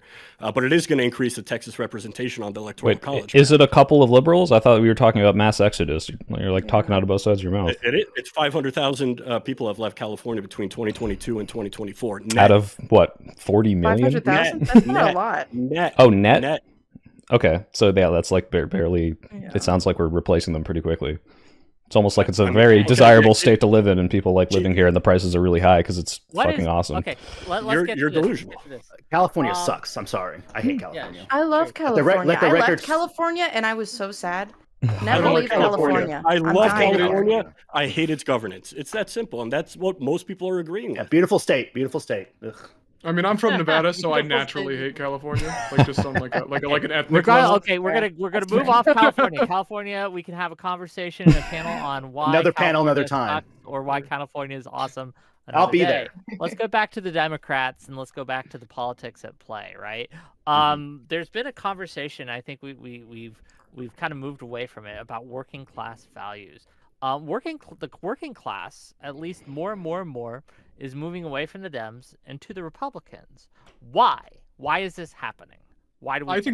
I think this is because honestly, in American society, the American working class has gotten so prosperous that they're switching to social issues and cultural identification being their principal concern instead of economic concerns. I mean, I'm not saying that this is like a complete thing, but I think, for example, we see that a lot of the union members voted Trump, even though Trump is a very explicitly anti-union guy, and Biden bailed out like the Teamsters union during his presidency. The reason that they did that is because blue collars are part of the cultural group that votes Republicans, not because it's rationally good for them and their in making money, to be honest with you. And I just think that they're at that point where they can do that. They can afford those kinds of things. So it's vibes and optics. I mean, yeah, I think it's like I think it's principally vibes and optics. I think that's been taking off ever since social media has been like really going at it. I No. think that's been a big Look, change. no, 100% correct. Look at the polling on the economy as soon as Trump wins the election and how it immediately flips, even though literally nothing has changed. It's just Yeah, because exactly. of it's just vibes. It's just Yeah, I think exactly. it's doing better now. And it wasn't And the Trump- economy and will Trump get is a better. vibe It's master the current for- economy. Like, and Are Democrats aren't. Americans stupid? Democrats also. No, that's not what it Democrats is. also. I don't think became Americans are extremely stupid. I concerned just think they have about different priorities. inflation all of a sudden, but okay. I love every American, and they're stupid. Hold on. Well, no. To Charlie's point about Americans being like, and the vibes and optics, that you're 100% correct, because perception is what sells. People's perception is Yes. basically what's going to push somebody into one camp or the other. So when we're talking about the vibes and optics game, if Trump doesn't deliver, and according to a lot of people, he's not going to. Guess what? Republicans are going to lose. They're going to get creamed in the midterms. However, if things do seem to have a upwards trajectory as far as the economy is concerned, as far as international relations or the border control, if those things seem to resonate in the positive, people again are going to vote in that direction. I mean, that's why we have ebb and flows in the first place. Republicans are in power, they suck, things get bad, and then it flips to the right. And then the right are in power, the left is in power, it sucks, they flip back to, the pendulum swings. So it just depends on the actual things people will observe, whether or not they know the reasons why. That's some samsara level shit, man. I want to That's bring up some, like, an, depressing shit. this I might don't this think might so. I mean, So this might pivot, and this was like kind of the whole thing of the panel. I mean, I know this started off as what are the Democrats doing wrong, but this is kind of what I was talking about in the beginning, which is like we're focused so hard on these like not niche, but like the minutia between one way of doing a policy and the other way of doing a policy. And meanwhile, the current administration is like torpedoing all of their credibility and proving every single person right who's ever said anything bad about them, about how incompetent and evil they are. And the media won't focus on it nearly as much as they should, and that's kind of I think the biggest issue is it doesn't matter how much of a fuck up they are. They can leak all this data, they can torpedo the economy, they can completely violate the First Amendment and deport like legally residents. When did the economy torpedo? Well, okay, hold on. What do you mean by torpedo? What do I mean by torpedo? What do you think I mean? You just said the economy torpedo. Can you please explain how the economy has torpedoed under the month and a half under Trump so far? You can look at like all of the index funds that are Inflation's completely down, stock market collapsing. has come completely back up in the past week. Egg prices are in Completely half back up? when Wow. This More or guy, less. I want to live in this guy's Yeah, I want to. Can I come? Can I put my portfolio in your stock market, buddy? Yeah, Jesus fuck yeah. Christ! Google this. I don't know anything about stocks, but I think we could just look at it online. Yeah, Sure. it's No, not- we could do a cursory Google Just some search and data- show just that some we're data not for you, 'cause recovered. it's But easy to look up. In the past month, the Dow Jones is down 978 points. Ooh, that's 4%. a nice. 4%. 4%. 2.25%. But Oh, okay, sorry. Even worse. well, I'm not looking Only from in year one to date. month, though. If I look Yeah. from year to date, well, it's back to what my point You're was, gonna was that save us things that are CP not is down particularly good 2%. right now, and we're That's- doing a lot of. that's yeah. Sorry, I'm sorry. I cut you off. My bad. No, go ahead. a lot of people are talking. Go ahead, finish. I your was just point. I was just gonna say that like 2.1. It was 2.5 or 2.2. In the last month, 2.25%. 2.25. Okay, that's why I was getting confused. 2.25% in 1 month. Yeah, that's a pretty significant drop. If that kept continuing, you would have a much smaller economy than when you started with. But also, that's not factoring in all the potential growth that's been destroyed by like the sheer instability of the Trump administration plus tariffs. Like, you got to think of how much higher it theoretically could be. GDP growth could be at like 3%, and now it's going to be in the negative, right? That's a lot. That's a big difference. You're just trying to That make a claim compounds. that the economy is down the shitter a month and a half in, and if you Yeah. know a basic understanding of economics, trying to project that even 6 months out is absolutely absurd. That's fair. I can't say for sure where it'll be in 6 months. I'm not even going to deny that. I can't say for sure, but if it continues at this pace, I think I could be pretty damn confident that I'll be in the shitter, and your Hey, grandma's he gonna might be begging on the street. He might stop well, flip flopping on the tariffs. Is 2% up, so Oh, well, that's good then, right? We can now predict what's going to happen. To find out. Yeah. But Well, my overall point was, Wick, that there are so much fuck up and fuckery happening right now that is not being just hammered into the ground, like you said, and that is what is making the Democrats lose. The reason you're seeing these turnout crowds for Bernie and AOC is not because, I mean, they have good policies, in my opinion, but I don't even know if these policies polled well with most Americans. I mean, Bernie did not win the primary, and we can talk about conspiracies and all that, but I think overall, most people were a little skeptical of how left-wing he was, and yet that the reason he draws these crowds is because he's like, hey, look at this fuckery. This is bullshit. These people are stealing from us. They are dismantling like the infrastructure that keeps us safe. They're destroying our soft power. Like, this is bad. We need to do something about it. And Chuck Schumer's like, oh, twiddly-dee, we're going to do a couple, fights in court. But as soon as they get 40% polling for approval rating, that's when we'll really go hard. Like, let's just do pretty much nothing till then. Like, no one, that's fucking feckless. No one cares. We want someone who's going to call out their bullshit. And that's what needs to happen right now. But if we spend all this time like, well, oh, should we appeal to this union or should we appeal to this thing? It's like, no, we should be hammering in how fucking bad things are for people because of what the Trump administration is doing right now. Yeah, I think the main reason people love Bernie is because he's such a goddamn fighter, and also because he's like fairly normal-ish. One of the biggest problems that the Dems have is that they have a really hard time projecting relatability. Yeah, exactly. Like Gavin Newsom is even the Republicans think he's genuine. No, Newsom is not, right? And this is a problem. Yeah, like, I know. I'll give you this. I'll give the Trump voters this. Trump's genuine. He doesn't like fucking hide who he is, right? He's genuine in a sense. You know what you're gonna get. He's not honest.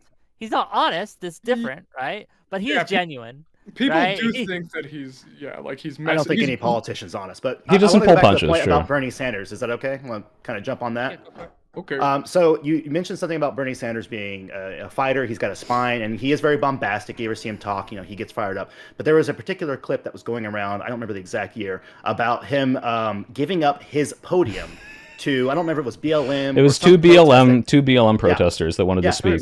So that to me right there, if instead of saying, well, no, you've got grievances, we're gonna address them, but it's my turn to talk, and I'm gonna talk and tell you how. He doesn't. He stands back with his head down because he had to play into the identity politics that the left and Democrats, majority speaking, are been putting forward, and that was it sucks because I promise, to be Jay. fair, there was like international protest at the time. It was kind of a yes, those international protests. To be honest, I would trust reason... Bernie's instincts on that because of his history. He knew the optics. War protests, of an old white man telling some black women to shut up. The optics played to people who already agree with that. Anybody who might have been in the center or might have been vibing with what he was saying or kind of leaning in that camp.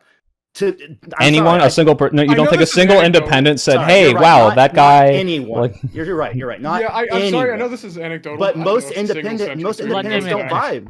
Most independents do not. They just don't like the identity politics. They don't. When a black woman is speaking, sit your white ass down. Yeah, hold on. Does anyone think identity politics is gonna win us the day going forward? No, absolutely not. No. And I have significant issues with the ways in which but I think identity politics have been weaponized in a very nefarious fashion. Can you elaborate? Can you be specific? Have you seen that comic of it's like a bunch of like people in Syria, and there's an American plane dropping bombs on them, and they go, "Oh no, wait, it's okay. A woman's doing it this time."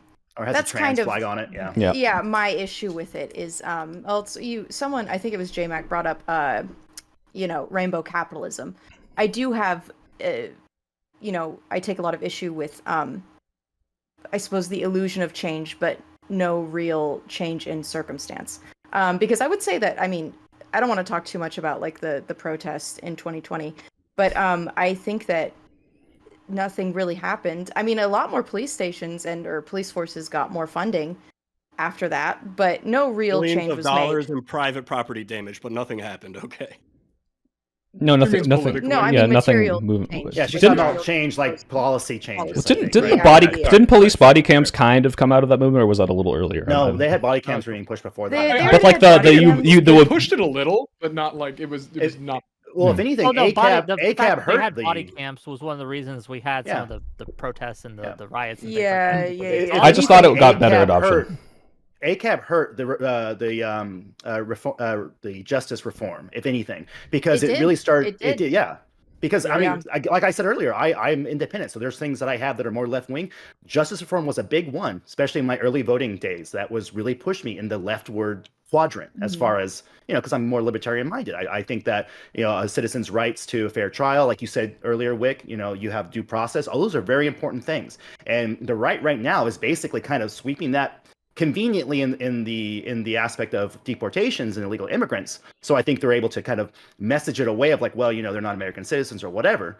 But when it came to the ACAB movement, they did so much and you can say it was a vocal minority or whatever, but the fact is they were vocal and they were prominent. And people see that. Normal, average people see that. Yeah. And it turns them off. Yeah, this is what we were talking about before. I think the defund the police, I think the trans issues, these are things that if you pick the worst parts of either of these things and you blow them up in the media, which is a very good strategy, as Shade said, this polls very well with independents because they see, well, get rid of the police. How do we enforce laws? That's ridiculous. I'm not going to vote for anyone who even remotely supports that. Like, yeah, I agree with you. That's why we should not be promoting that sort of messaging specifically. Yeah, you heard it. He agrees. I keep win. I keep asking this, and I'm not getting too many answers. And maybe it's just me. Maybe I'm retarded. Maybe I don't listen really good. Possible. Hey, I said every American was. We all are. We all on this glorious day. But what are the policies Democrats need to run on? Okay, Wick, what Shenandoah and the soy pill have... I'm serious. Hold on. You've given me the only answer. Charlie, you've given me the only answer. Healthcare. That's fair. What healthcare in what way, though? Universal healthcare? Yeah, universal single-payer healthcare. To completely cut out health insurance companies. If we want to talk about government waste, my God, subsidizing health insurance companies is actually far more expensive than, just funding healthcare. And again, you could go after like I think Japan has this model where. What did you say? Oh, I was saying, sorry, that might just be out of the scope of this debate. Not trying to shut you down. Yeah. No, it's okay. Well, we're not going to debate healthcare, but like the policy position of universal healthcare. Okay. Does anyone? What else? Is that it? Or will that carry us past? That was just off the top of my head. It's like fighting for living wages, like raising standard of living, building more housing, child tax credits, bringing like necessary industries back, such as like the chips thing. Like these are good policies. These are like what Biden did, and they're popular. I don't know if that's what you said, but they were popular policies. But they just don't hammer them in. I think the reason we're not talking about policy as much, Wick, is because, like I said, it doesn't matter. It doesn't matter how vague and stupid your policy is, because if you don't hammer in that it's the most important thing in the world, no one's going to give a shit. So I could have the best policy in the world. If I have bad media training and I don't describe it and say some nice catchy phrase to Americans, they won't care that I'm making their lives materially better. But Soy Pill, you just said that the strategy going forward needs to be go aggressive anti-Trump, which is essentially doubling down on not exclusively, the entire but strategy yes. over the past 4 years. Which aggressively anti-Trump has been so limp-wristed, where it's like this guy's. That's not a media training thing. That's hey, this guy actually did crimes, and we should go after it. No, I'm saying that the media did not focus on what specifically went right, and I know that because exactly. Yeah, go ask like more article, bro. We'll go more article. Go ask the average Democratic voter, why does Trump have a felony, and none of them will be able to fucking tell you. They're like, oh, because he fucked a porn star. Oh, because they don't fucking know, because the media doesn't describe it in a way that's actually resonating. You should be like, hey, Trump lied, people died. That's the stupid dumb phrase they said about Hillary Clinton and Benghazi, but that works. And if you do that and you hammer that in, if you actually give a palatable, parsable message to Democratic voters, they'll vote for you instead of, well, I don't know, it's kind of this weird thing. I don't know why there are 34 felonies, and he got impeached once or twice. I don't remember. Go ahead. A housekeeping thing. J-Mac does have to leave us a little early, so I want to give him a chance to have closing thoughts and shout himself out. So I want to give him that space. We got another 30 minutes in us, gang, so hold on tight. But J-Mac does have to leave early. J-Mac, go ahead. Yeah, no problem. It's about to get a lot quieter too, because I won't be here. But just to say, I appreciate all you guys and having the conversation. I honestly believe the best way to make both the right and left better is to have conversation with dissenting opinions. I mean, earlier we talked about politicians on the left getting on these shows and talking to people. I mean, you're not going to really expose yourself to the opposing side, because the opposing side's not left versus right to me. There is a huge bridge in between full of people who have a foot in both areas. And that's where I include myself. When people ask me, are you Republican or Democrat? I say, no, I'm independent. I've always been an independent.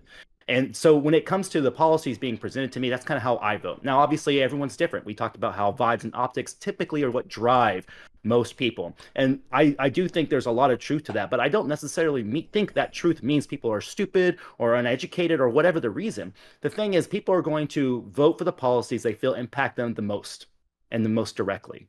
If you have kids, it's going to be things that impact kids. If you have a business, it's going to be business-related policies and regulations. That's how people typically vote, because people don't have the time to read the 600-page bill or go through a person's entire history. They're just going to go by what news sources they trust and what pundits they trust, or just their friends and the things that they've been voting on their entire life. So just kind of in closing, I think that the Democrats do have a major messaging problem. I think primarily that's where it lies. Whether they're niche, whether they're not important, it does seem there's a lot of these kind of red meat that they have in their hands, and even if they're not dangling it out, doesn't matter. A dog's going to smell it, and the Republicans smell it, and they're going to go after it every single time. To me, it's like, well, then just toss the red meat and don't even have it in your hands in the first place. That seems like the overall kind of winning strategy as far as the Democrats' position and their messaging goes. Okay, well, thank you, J-Mac. Oh, is he Is leaving? J-Mac, right are I you now? got to leaving? take off. Yeah. Oh, Well, okay. J-Mac, thank you for joining us. Say all the bad things. Say all the bad No, things after. I want to say I think I saw on Twitter that you play Magic the Gathering, so I think we'd get along. Although I saw you also have a Sulfum deck with Monocrypt in it, which makes you an objectively ontologically evil person. So, but yeah, no, we should hang out sometime. At least I don't run infect, right? Yes. Okay. Fair enough. My wife wouldn't play with me anymore when I did. So Okay, J-Mac, always a pleasure. We'll see you later. buddy. likewise, See love you ya. guys. Take care. Right. Since he's going, Let's I will bully step Shade. in once more, alright? No, I have Here to some take it. issues that you guys might have some issues with, so I will play J-Mac. Let's bully Wick. I do have a. Can I jump off of what J Max said a little bit? Because I do get what he means by, if the Republicans are jumping on the meat in your hands, just throw the meat. But I also think that, and I'm gonna speak as a fruitcake myself. I don't like the idea of the Democratic Party kind of abandoning the LGBT, because I think we're at a point now, kind of like a reactionary swing back in LGBT rights, where the bar is going to be moved constantly, and I think we're already seeing that a little bit, where it goes from like, well, just don't have trans women in sports, to, well, like, it's weird that they like, why are they legally allowed to not be the gender that they were assigned at birth, and now it's, I feel like They're talking about talks of, getting rid like, of Obergefell for sure. I mean, yeah, and that's being talked about, and so I have a lot of anxiety about that, because, like, well, I'm not gonna fuck with a party that's going to get rid of my rights and the rights of people I care about. And I think that there are a lot of straight people who will probably feel the same and won't be, I think it looks almost weak to Right, Charlie, to but- concede too much. It looks weak.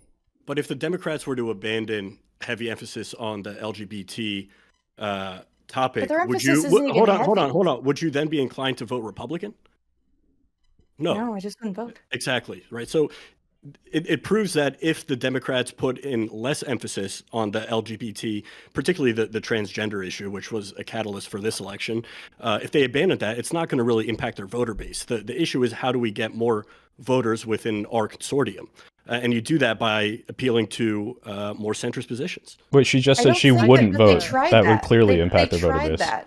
And they tried No, to no, no, appeal no, to no, more no. centrist people. This Kamala did, Harris They- did. That was like towards the They- end. Okay, It was, but right, they hold on, tried it just with real Kamala. quick, They Shade, tried it with Shade, Kamala. just real quick, just Shade, because I want to talk to this, because I think, Charlie, this line that, though they tried to, they may have tried, but they tried in a way that 20-year-old college kids who have tacked onto the campaign thought would appeal to centrists.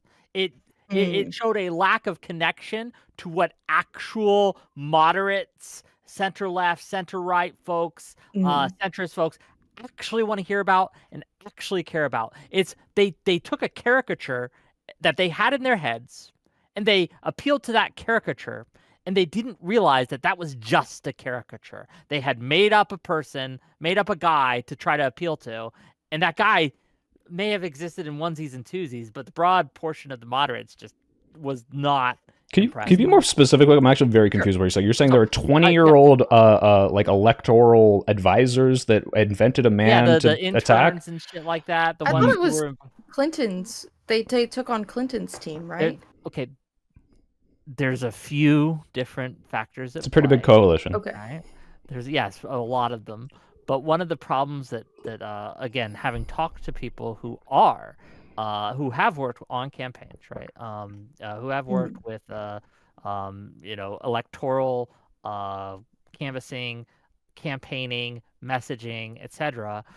They tend to be young, affluent, college-educated, ranging from about 20 to 30 years old. Okay? Yes, some of them were grabbed on from the Clinton campaign. That's true. But the rank and files, right? The people making a lot of the advisements are young. Kamala is brat. That's what you're talking about. That too, right? That worked. Too. Okay, I feel that worked. I thought that was hilarious. I loved it. You're not a woman, it worked on me. Unless there's something you're not telling us. The choir loved it. 21 and 30? The choir loved it. The choir loved it. It was great for the choir, and that there is a place for that. I'm not saying that there's no place for that. You gotta preach to the choir once in a while. You gotta gin up the bass, etc. Well, I hated Harris, but so that kind of made me warm to her slightly, which I know I was just calling people who optics only are stupid. But I was like, Kamala's brat, whatever. Yeah, that is kind of what I'm saying, right? You get a good slogan in there, and suddenly you energized a base, and you've changed nothing about your policy. I still think we should have abandoned the weird just thing. real quick, if I may finish my point here, and I'm sorry I'm being a little long-winded here. I'll try to be a little more concise. But one of the gentlemen I'm having on tomorrow, right? We're going to be talking about the same subject. Is a man by the name of Tracing Woodgrains. He's a big guy on Twitter, okay? And he's pretty centrist. He's pretty moderate. And I talked to him right after the election about this too. And he made a whole essay about he was a centrist. He is a centrist. He's a furry who worked for the Bar Pod Report, right? Like he's just this crazy guy. He's a really nice guy. But he has very kind of right-leaning views, some left-leaning views. Did you say he was a furry? Trump, didn't like Trump. You said he was a furry? Yes. He's a furry and he's a centrist? Yes. How are you a furry and not oppose the party that wants to throw you in a fucking camp? There's a lot of Nazi furries. I know. Yeah, there are. I know, but why? Like how? Okay, well, I'll super chat him tomorrow. I can't pretend to answer this question. I have no idea.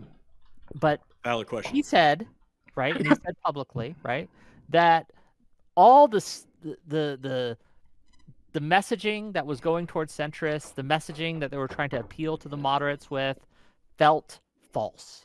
It rang hollow. It felt like it was generated by a machine, right? A machine that turned out what they thought a centrists would like. And I've heard this from quite a few people, right? So when we talk about appealing to centrists, you can do that poorly or you can do that well. I think the Kamala campaign did it poorly. And I also talked about this earlier with the Newsom and with Bernie and with Trump. The reason Newsom sucks, Bernie doesn't, and Trump doesn't, is because Bernie and Trump have followings because they're genuine. Okay? We need more genuine politicians. We don't have that in the Democratic Party, and that sucks. That sounds like a messaging thing. Yeah, it's just, I agree. You're agreeing with what we've been saying the whole time, which is it really doesn't matter nearly as much as the policy is how much the voter thinks they're being genuine, and whether or not if they have a good slogan that they're like, oh, okay, yeah, that's like Brat, that's the album I listen to. That's like a thing I know, right? Like it works, it just works. And so like Bernie has like not me us, which is like a very good slogan, and then Kamala came out with what like we will not go back or some lame like whatever. Like who gives a shit? Bad. So I mean, honestly, I think Bernie could just say that like every man is going to be turned homosexual in my regime, and he'd probably poll better just because he's like authentic. Like that's actually like I genuinely think that's all it takes, man. He can do it. I've literally made a joke about that. I'm not saying it's literally all media. Like policy does have an impact. We're just saying that like because of the media environment, it has become like a greater and greater share of optics because. Frankly, people just like it's hard to get good information these days, and there's like social media does create media bubbles in ways that previous media kind of doesn't. Okay, $5 from I'll get to some of these super chats to let you guys respond. $5 from Infallible Foul to say Trump won, and not a single time did he make an appeal to the center. Stop being a fool. Don't take advice from people who want you to lose. So first of all, Trump ran far away from the extremists in his party on abortion, right? A lot of the people on his party were pushing for, we just need to make abortion illegal, and he ran from that. So to talk about him not pushing to the center, right, or not like... it's relative, Wick. They're asking the Democrats to go center, and he's going slightly left of right, which is still very right. He's not appealing to the centrists. The position that the country is in is center. It's center-rightish, actually. Right now, the people in power, or the average voter? Just the electorate. average voter. Absolutely. Is center rightist? Yeah, okay. Well, it's center, and we can debate whether it's more center left or center right, but it's very moderate. It's very center. Actually, That's yeah, where I the do election agree with you, is at. Wick. I saw a poll the other day that basically said that like Americans thought that Kamala was actually closer to the center, but they were just feeling a little bit extra center right this election. So on a relative scale, they were closer to Trump, despite like they actually believed that Kamala was closer to the center than Trump was. I could send it to you. I actually found it the other day. Something we haven't talked about yet is kind of the personnel issue that the Democrat Party has. My hypothesis is that if the Democrats put forward somebody in 2024 on the same exact platform as Kamala Harris, without the kind of disease baggage and association that Kamala Harris had to the Biden administration, the race would have been a lot tighter. The problem with, and Wick alluded to this, is this authenticity program. And sure, you have Bernie Sanders, he's going to be 86 in 4 years. Is he going to be kind of the same Bernie Sanders as we've seen today? Maybe, I don't know.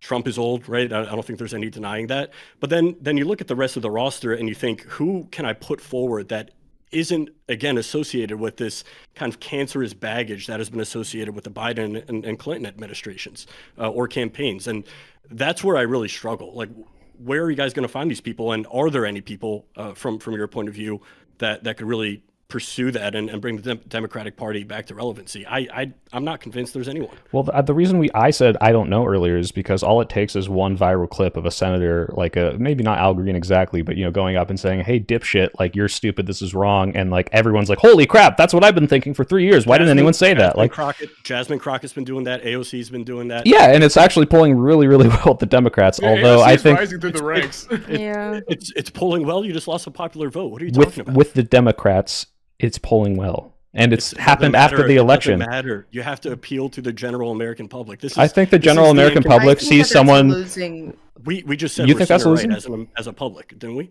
Yeah, but why are you center right? You're voting center right, or because the messaging at the time is, oh, this specific progressive policy is bad, therefore I'm against that, therefore I'm center right, right? Like, are these people at their core center right people, or do they think that the left and what embodies the left is trans women in sports? And then they're like, well, I'm not that, so I must be center right. Like, I kind of reject this notion that a majority of it's economy and immigration. We know that from the exit polls. Well, I showed you that wasn't true, especially for the people that voted for Kamala. So.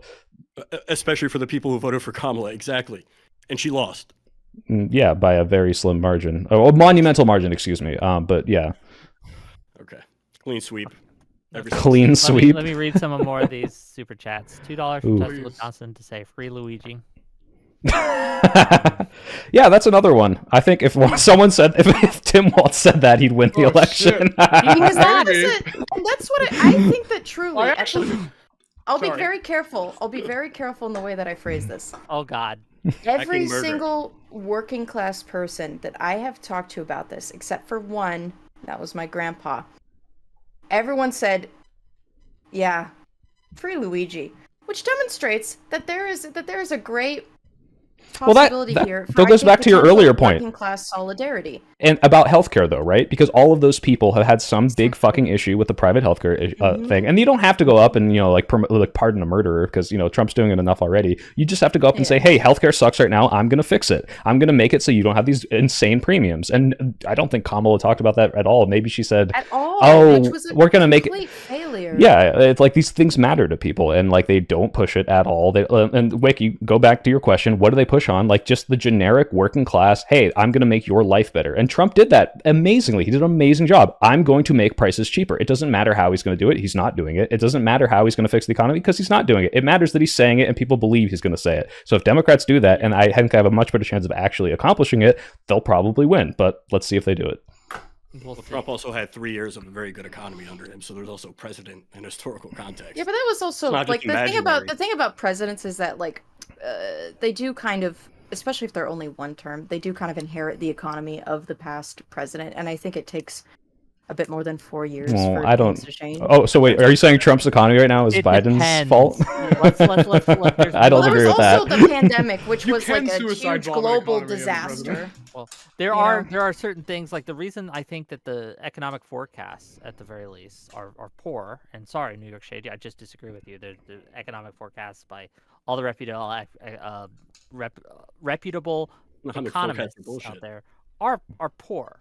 and because of the tariffs specifically.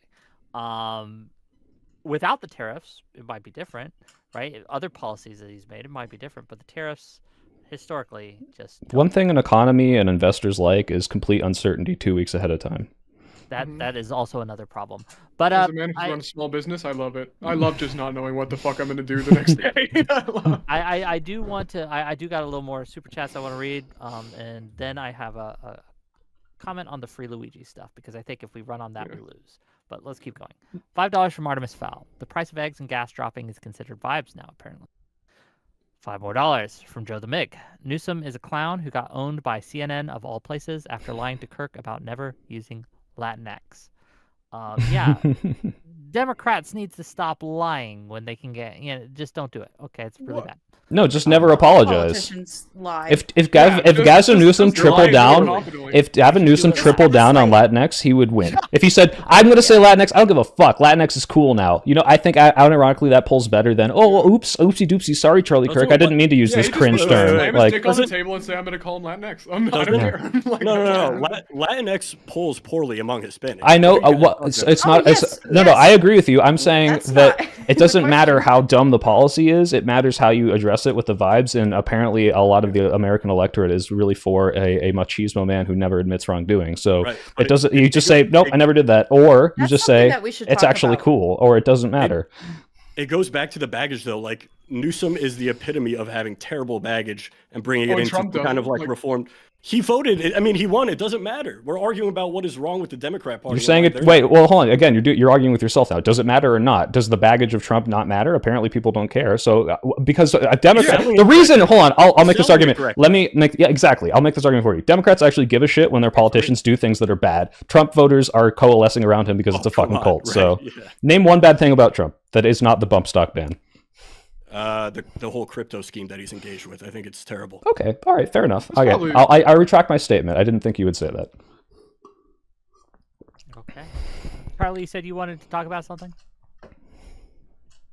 Masculinity. And mind you, this is not something that I am not sure how important this actually is to people, because this concern has been brought to be by a bunch of random men on the internet, and I don't think that men on Twitch really represent the general male population. So perhaps you all can inform me. I have been told that the Democrats seem gay and effeminate, and that men are not represented by the Democratic Party, and that there seems to be no place for straight white guys in the Democratic Party. Is that a thing? Don't you want your panel dancer, man? And mind you, did you guys see that there was some scandal? There's some young straight white guy that's like, Harry Sisson. Harry Sisson. Yeah, he's getting canceled for having game, and we should free him too. Everyone is saying, okay, well, first of all, he didn't do anything bad. He just is talking to a bunch of women, which is, I mean, what you would expect like a guy in his 20s to be doing, frankly. But well, he didn't tell the other ones. Optics. They all felt exclusive. He was kind of being a little bit of a little fuckboy about it. But you know what? Nothing cancelable. Here's the thing. Here's the thing. Women should have the right to be objectified. He didn't do anything bad, though.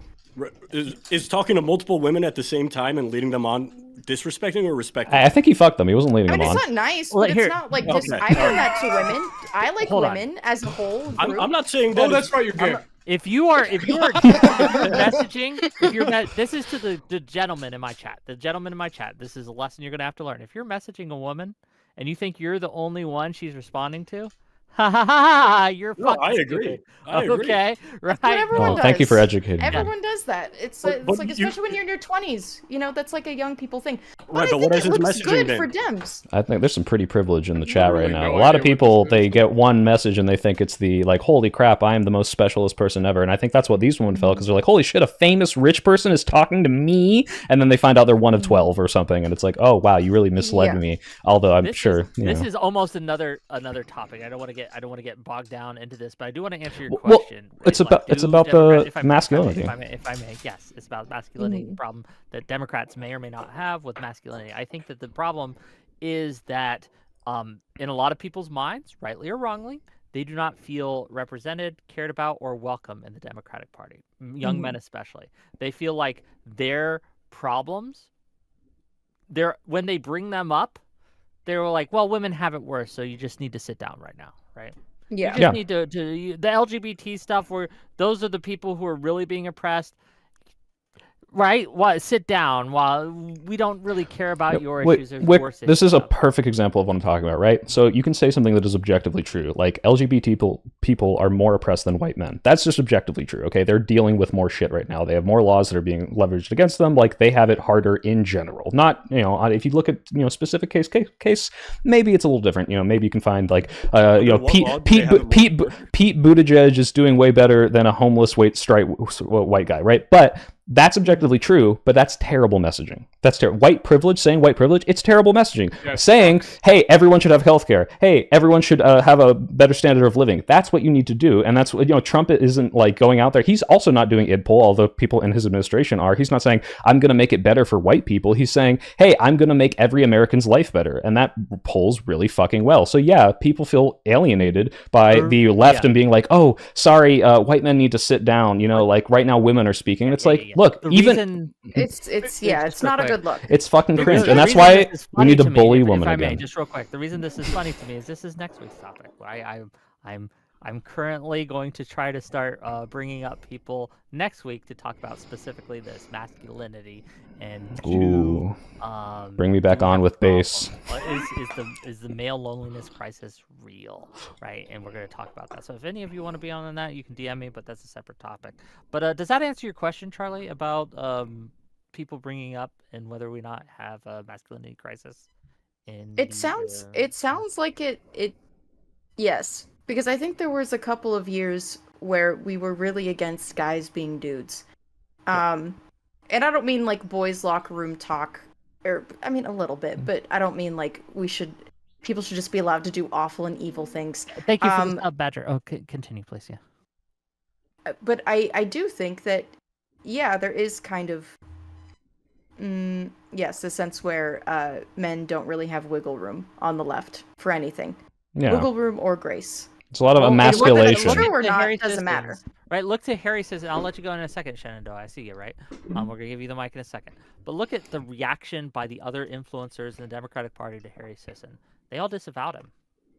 Wait, hold on, Wick. Do you know who did do that really? though? No, hold on. No, they didn't. They when you say they, Wick, you're talking about what you were complaining about earlier, or the centrist guy your friend was complaining about, is these printed out AI generated, like Henry Sisson, Dean Withers, these Democratic mouthpieces that are clearly just taking the marching orders down. Yes, his peers, but specifically he is in this group of these white men for Harris, which was also a little cringe, right? Like, I did it unironically, but these people were really owning it, and that is the bad Democratic messaging. It was this like, hey, wow, like, look how cool the Democratic, right. But when you're saying they disavowed, it's the same people that he was a part of are disavowing it. These same like people that don't resonate, they don't feel like real people.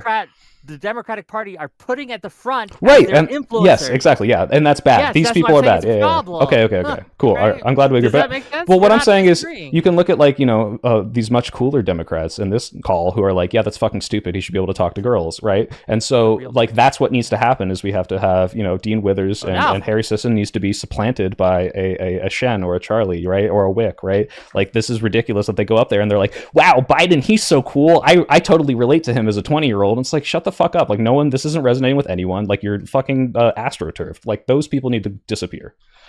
Yeah. I am really glad that because of this is like one silver lining of the Trump victory is that, like, because now Democrats are becoming the cultural underdog, it's going to be a lot easier to do that kind of messaging. Like, those kinds of people who canceled Mr. Henry or whatever, it's going to be so much easier to get those kinds of people out in in the coming cultural environment, just because honestly Democrats took such a shock to the system. Getting laid has got to become left-wing coded. I'm sorry, we can't cede that ground. We already ceded working out. We've already ceded guns. We cannot cede getting laid. All right. The sex, drugs, and rock and roll party. It has to come back. Well, I'm not a big fan of drugs. Well, that's fine. That's fine. Whatever, nerd. No, you shut up. Go to the right wing, nerd. Also, wait, hang on, sorry, Bill, I'm sorry. Yeah. I just have to ask this. Yeah. Like, okay. No, but ask your question. Oh, I thought you said no. No, I don't know. You didn't ask a question. I was I was like, when you said you're like in White Dudes for Harris, I don't mean this to be rude, but do you have like some kind of like Mexican lighting on? Like what? Mexican light? Oh no, no, and well, no, you I very. don't mean that in No, a hold on. rude way. Look, earlier. No. Go. No, you're right. You're 100% correct. No. Let me talk. Earlier, I pointed. For everyone in the chat early before the stream started, I pointed out that Shen kind of looks like an Aryan propaganda poster, and he has now confirmed this by pointing out that I do have a quarter Latino heritage, and he's very quick. He sniffed out that physiognomy just like that. All right, so you got me, and the closer you get to the border, the more yellow it gets. So right now it's a little orange. Okay. So yeah. Yeah, once you cross over, it's like the actual filter kicks in, and you're like, "Whoa!" This is a good showcase though of we have to stop being so goddamn prudish about jokes. Yeah. About race. Yeah. About sex. About religion. No, that was intentional. About all this. I was modeling what a Democrat should be like. Mm-hmm. I was modeling it, and you are welcome for this teaching. Thank you, Shen. We I have to appreciate get that. slightly more edgy. We have to get edgy again. Like it's just, yeah. You got to be able to say retard without anyone being like, "Ew." That's marginalizing. I watched a talk by like a very like hardcore left Marxist professor at UC Irvine that was like, "I've been saying retarded again, and I love it." We're bringing it back. We need to say that again. We're bringing back retards. I feel like it has to. It's where it needs to go. Yeah, not like controlling speech. That's what it is. Well, okay. No, yeah, we shouldn't deport people for protesting or whatever. I agree. Yeah, this is also like the really other lovely thing is like because like Republicans are going to really overextend themselves and they're going to do their own speech policing, which allows for Democrats to basically go back to civil liberties. I was going to say every single time you ask me like what should we be running on, I think one of the really big ticket items should be civil liberties. I think that's going to be a really big deal over the next 4 years, honestly. I think that's a good messaging thing. And that was always a popular Democrat messaging thing. And I think like a lot of Republicans are going to erode some of them. It doesn't even necessarily have to be like, oh my God, like specifically this hyper tiny minority of non-binary people. Yeah, just the first Yeah, one. Exactly. It could just be like, hey, you know what? I don't want gay people to get sent to Guantanamo Bay. I think gay people are okay. Like maybe? I don't know. I think it's just an idea. Has Trump deported any citizens? Just curious. We don't know. Just legal residents. He's, so nobody knows. Yeah. So you're speculating that he has. And also, I said Guantanamo Bay. People with green cards have legal residents are having their civil rights violated. That's what's happening right now. So applicants that no, legal residents, green card holders who are here permanently to be a citizen. No, it's okay. If you have a green card, you're a permanent resident. Right, and you're still applying for U.S. citizenship. You are not a may U.S. or may not be. So a green card is a document that allows a person to live and work in the United States permanently. Okay. Are they a citizen? So they're allowed to live and work in the U.S. permanently. Right, but they're also allowed to be have their civil rights without a charge. Violated. It's a legal document that says you can be here and work here permanently. Right, no. But you think we should be allowed to do whatever the hell we want to non-citizens? No, this is the law. Non-citizens can be detained without being charged. This is just a law. It is a fact. So because what Trump outside of that law? Previously, that wasn't the case. No, that's not true. What outside of that law has been done by Trump? That's not true. New York Shade. We have rulings on this, right? Supreme Court rulings. Sure. Green card holders, right, have civil rights. Not the same civil rights as a citizen, but they have entitlement to due process. Yes. And they are protected. Yeah, by if what you were saying was what Shade was saying was true, Trump would not have to be going through the courts trying to invoke the Illegal Alien Act. He wouldn't have to be trying to fight these things. He would just do it because it would be the precedent, but it's not. The reason he has to invoke the the Alien Enemies Act is because the law normally prevents him from simply deporting people. Yes, like exactly. It wasn't the status quo. Wait, he invoked the law and changed the rules. In the Biden administration, you couldn't just be like sent to El Salvador with no fucking trial. You at the very least had to have a hearing in front of an immigration judge. Wait, but at the very least, can you confirm that they are not going to be receiving a hearing? Some already haven't.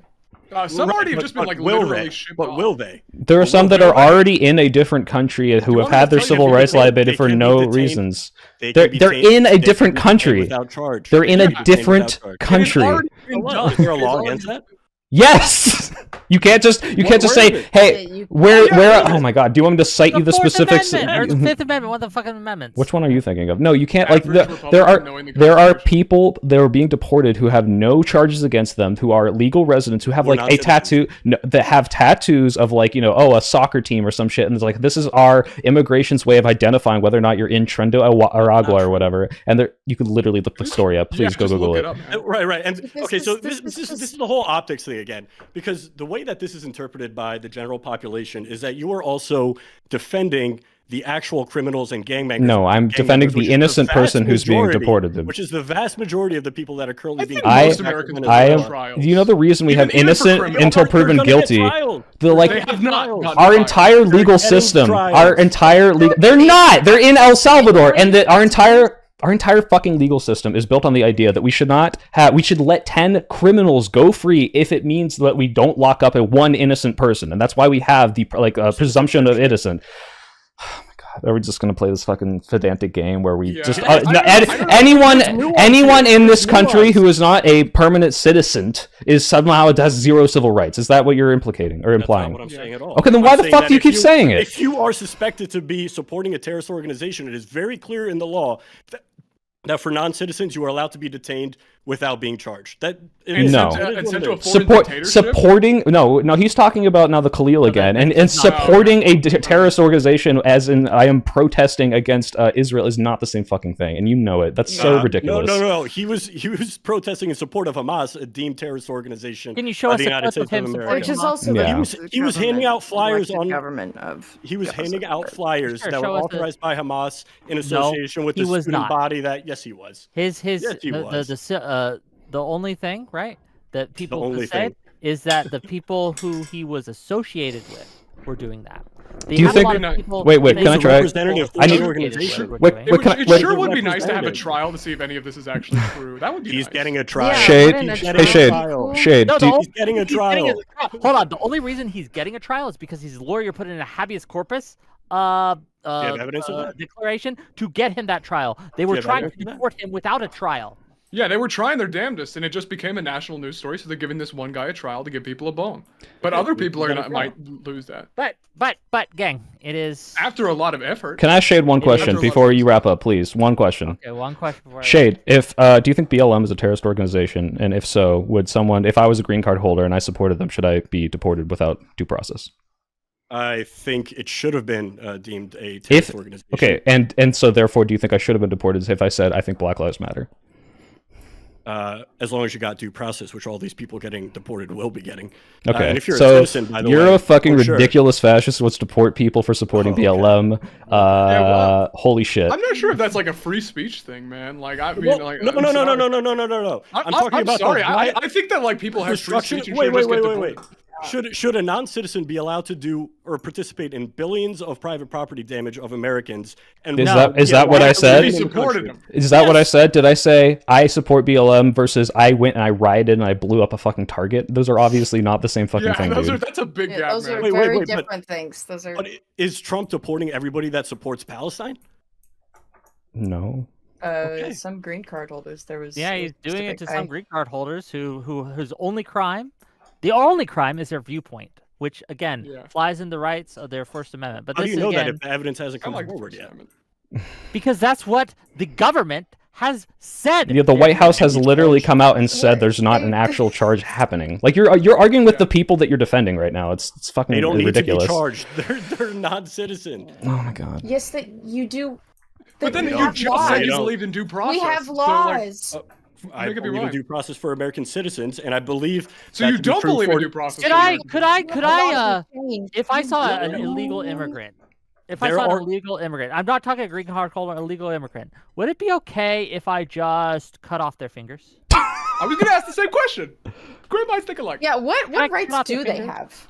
Yeah, like if they don't have a right to a trial, like can I just like fucking shoot them for fun? They have the right to the First Amendment, Can we like hunt Americans, them? but there are specific exceptions that are applicable to non-citizens. Like, Can we put them on an island, perhaps, and then like No. we all and me, my buddies, me and Soy Pill and our Aryan friend here up here, can we all get our hunting rifles and go hunt them for sport? Okay, maybe I shouldn't have said that. Why- We don't have to make these ridiculous hypotheticals. He said he would support people supporting Black Lives Matter who were not citizens getting deported, which is the most fucking ridiculous thing I've ever heard in quite a what's long the time. nuance? That is Oh, what's the nuance? What's the nuance? If they were deemed a terrorist organization, which they are not. Okay, let's say they But you did. want them Which he wanted to be. Trump wants to say, hey, BLM is a terrorist organization. So past that point, if they say, Wait, I wait. support BLM, which is What's what the this guy's done, he definition said, of terrorism? I support, What's the definition of terrorism? committing some sort of violent act in further of your political movement.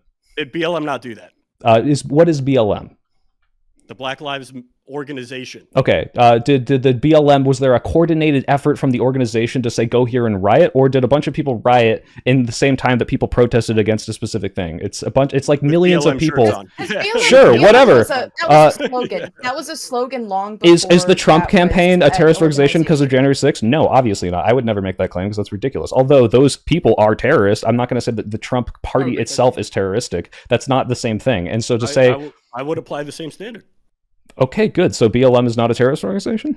No, I would say the violent January 6th insurrectionists or Oh, they are terroristic. Are terrorists. So we yes. should deport any of them who are non-citizens, and the ones who are citizens, or anyone who says who's a non-citizen in this country right now who said, I support what happened on January 6th should be deported.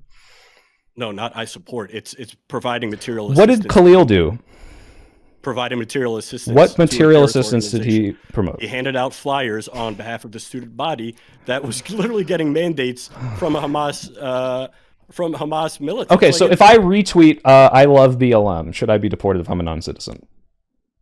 no, Why? I'm materially supporting them. I'm spreading their message.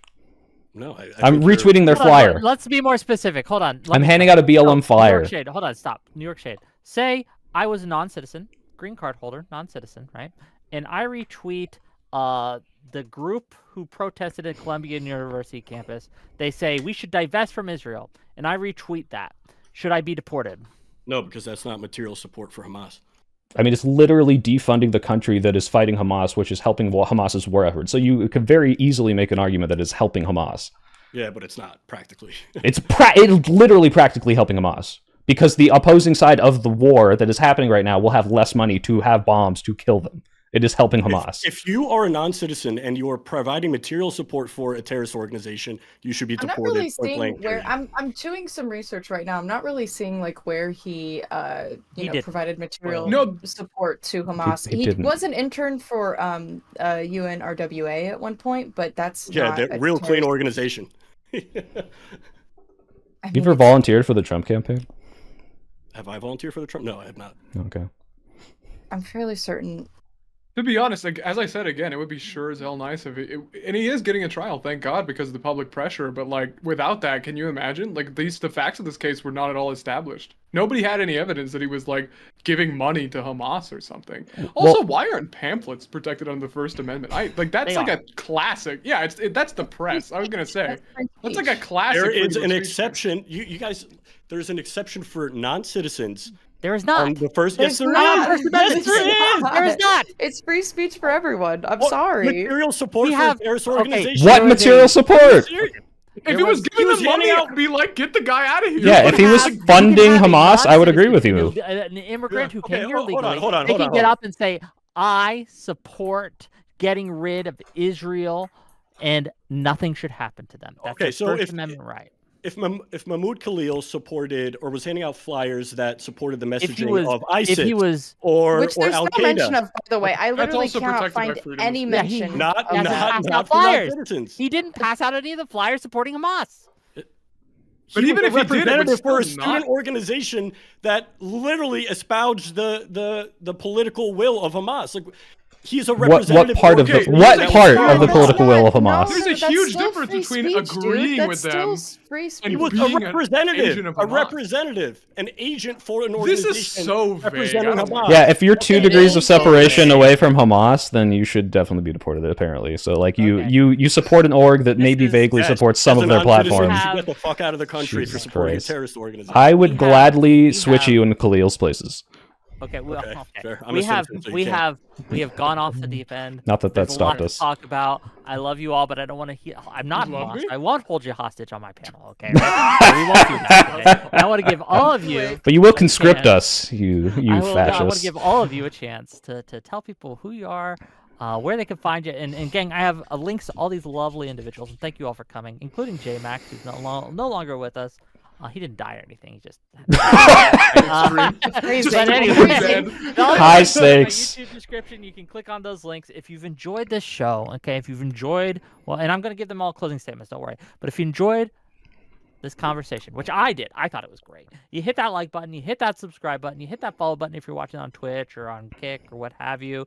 And yeah, we got more stuff coming up. Tomorrow, we're going to be having Claire Lemon, the founder of Quillette. We're going to have Tracing Woodgrains. We're going to have Renee DeResta, who wrote, what is her book? Invisible Rulers, The People Who Turn Lies into Reality. And it's an excellent book, right? You should all go check it out. We're gonna have her on. We're gonna have Not So Erudite, and we're gonna have Eucharist, personal friend of mine.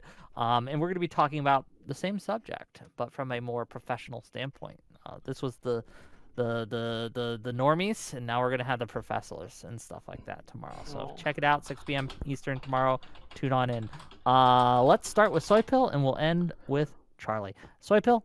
Closing thoughts. Yeah, just to supplement what you just said, it's criminal how few subscribers you have, Wick. So everyone in my chat and everyone in Wick's chat better fucking subscribe, all right? Because I'm tired of not seeing him get what he deserves, which is lots more attention, especially for the people he has on. It actually makes me upset. Genuinely. He just called me like nothing, like a little guy. Right? No. It's the opposite. It's this dissonance, and me and Shen were talking about this, where it's like you have these like the most high profile people on, and somehow like the audience like of subscriptions just not there. It doesn't make sense, and it makes me mad at the audience for not subscribing. So that's my last little thing there. But yeah, look, the Democrats have been feckless and limp-wristed. Chuck Schumer is a coward who won't actually try to do anything. His plan right now is pretty much to do nothing. It pisses me off. I think we need a better message. I think we need to appeal to wider swaths of people. I think we don't need to go and focus on little niche things. That doesn't mean abandon LGBT people. Obviously not. Jesus Christ. It means don't get into the nitty gritty of whether or not we need to put they them pronouns in our LinkedIn profiles. It's, hey, how do we make these people's lives better? How do we make sure their lives are not being stripped of the rights that they deserve? And how do we make sure our civil rights aren't being violated so that more people resonate with a message that appeals to a mass of people? I think what you've heard from the right today was very indicative of what's going on, which is if we just focus on how the Democrats are ripping themselves apart, we don't have to talk about how big of a fuck up our administration is. So for the love of God, call these people out for the big fuck ups they're doing, for their violations of civil rights, for the illegal deportations, for trying to supplant the powers of Congress. This is ridiculous. It's fucking crazy. Let's get our people out there shouting this down. Thank you guys for joining, and I had a very good time talking to everyone.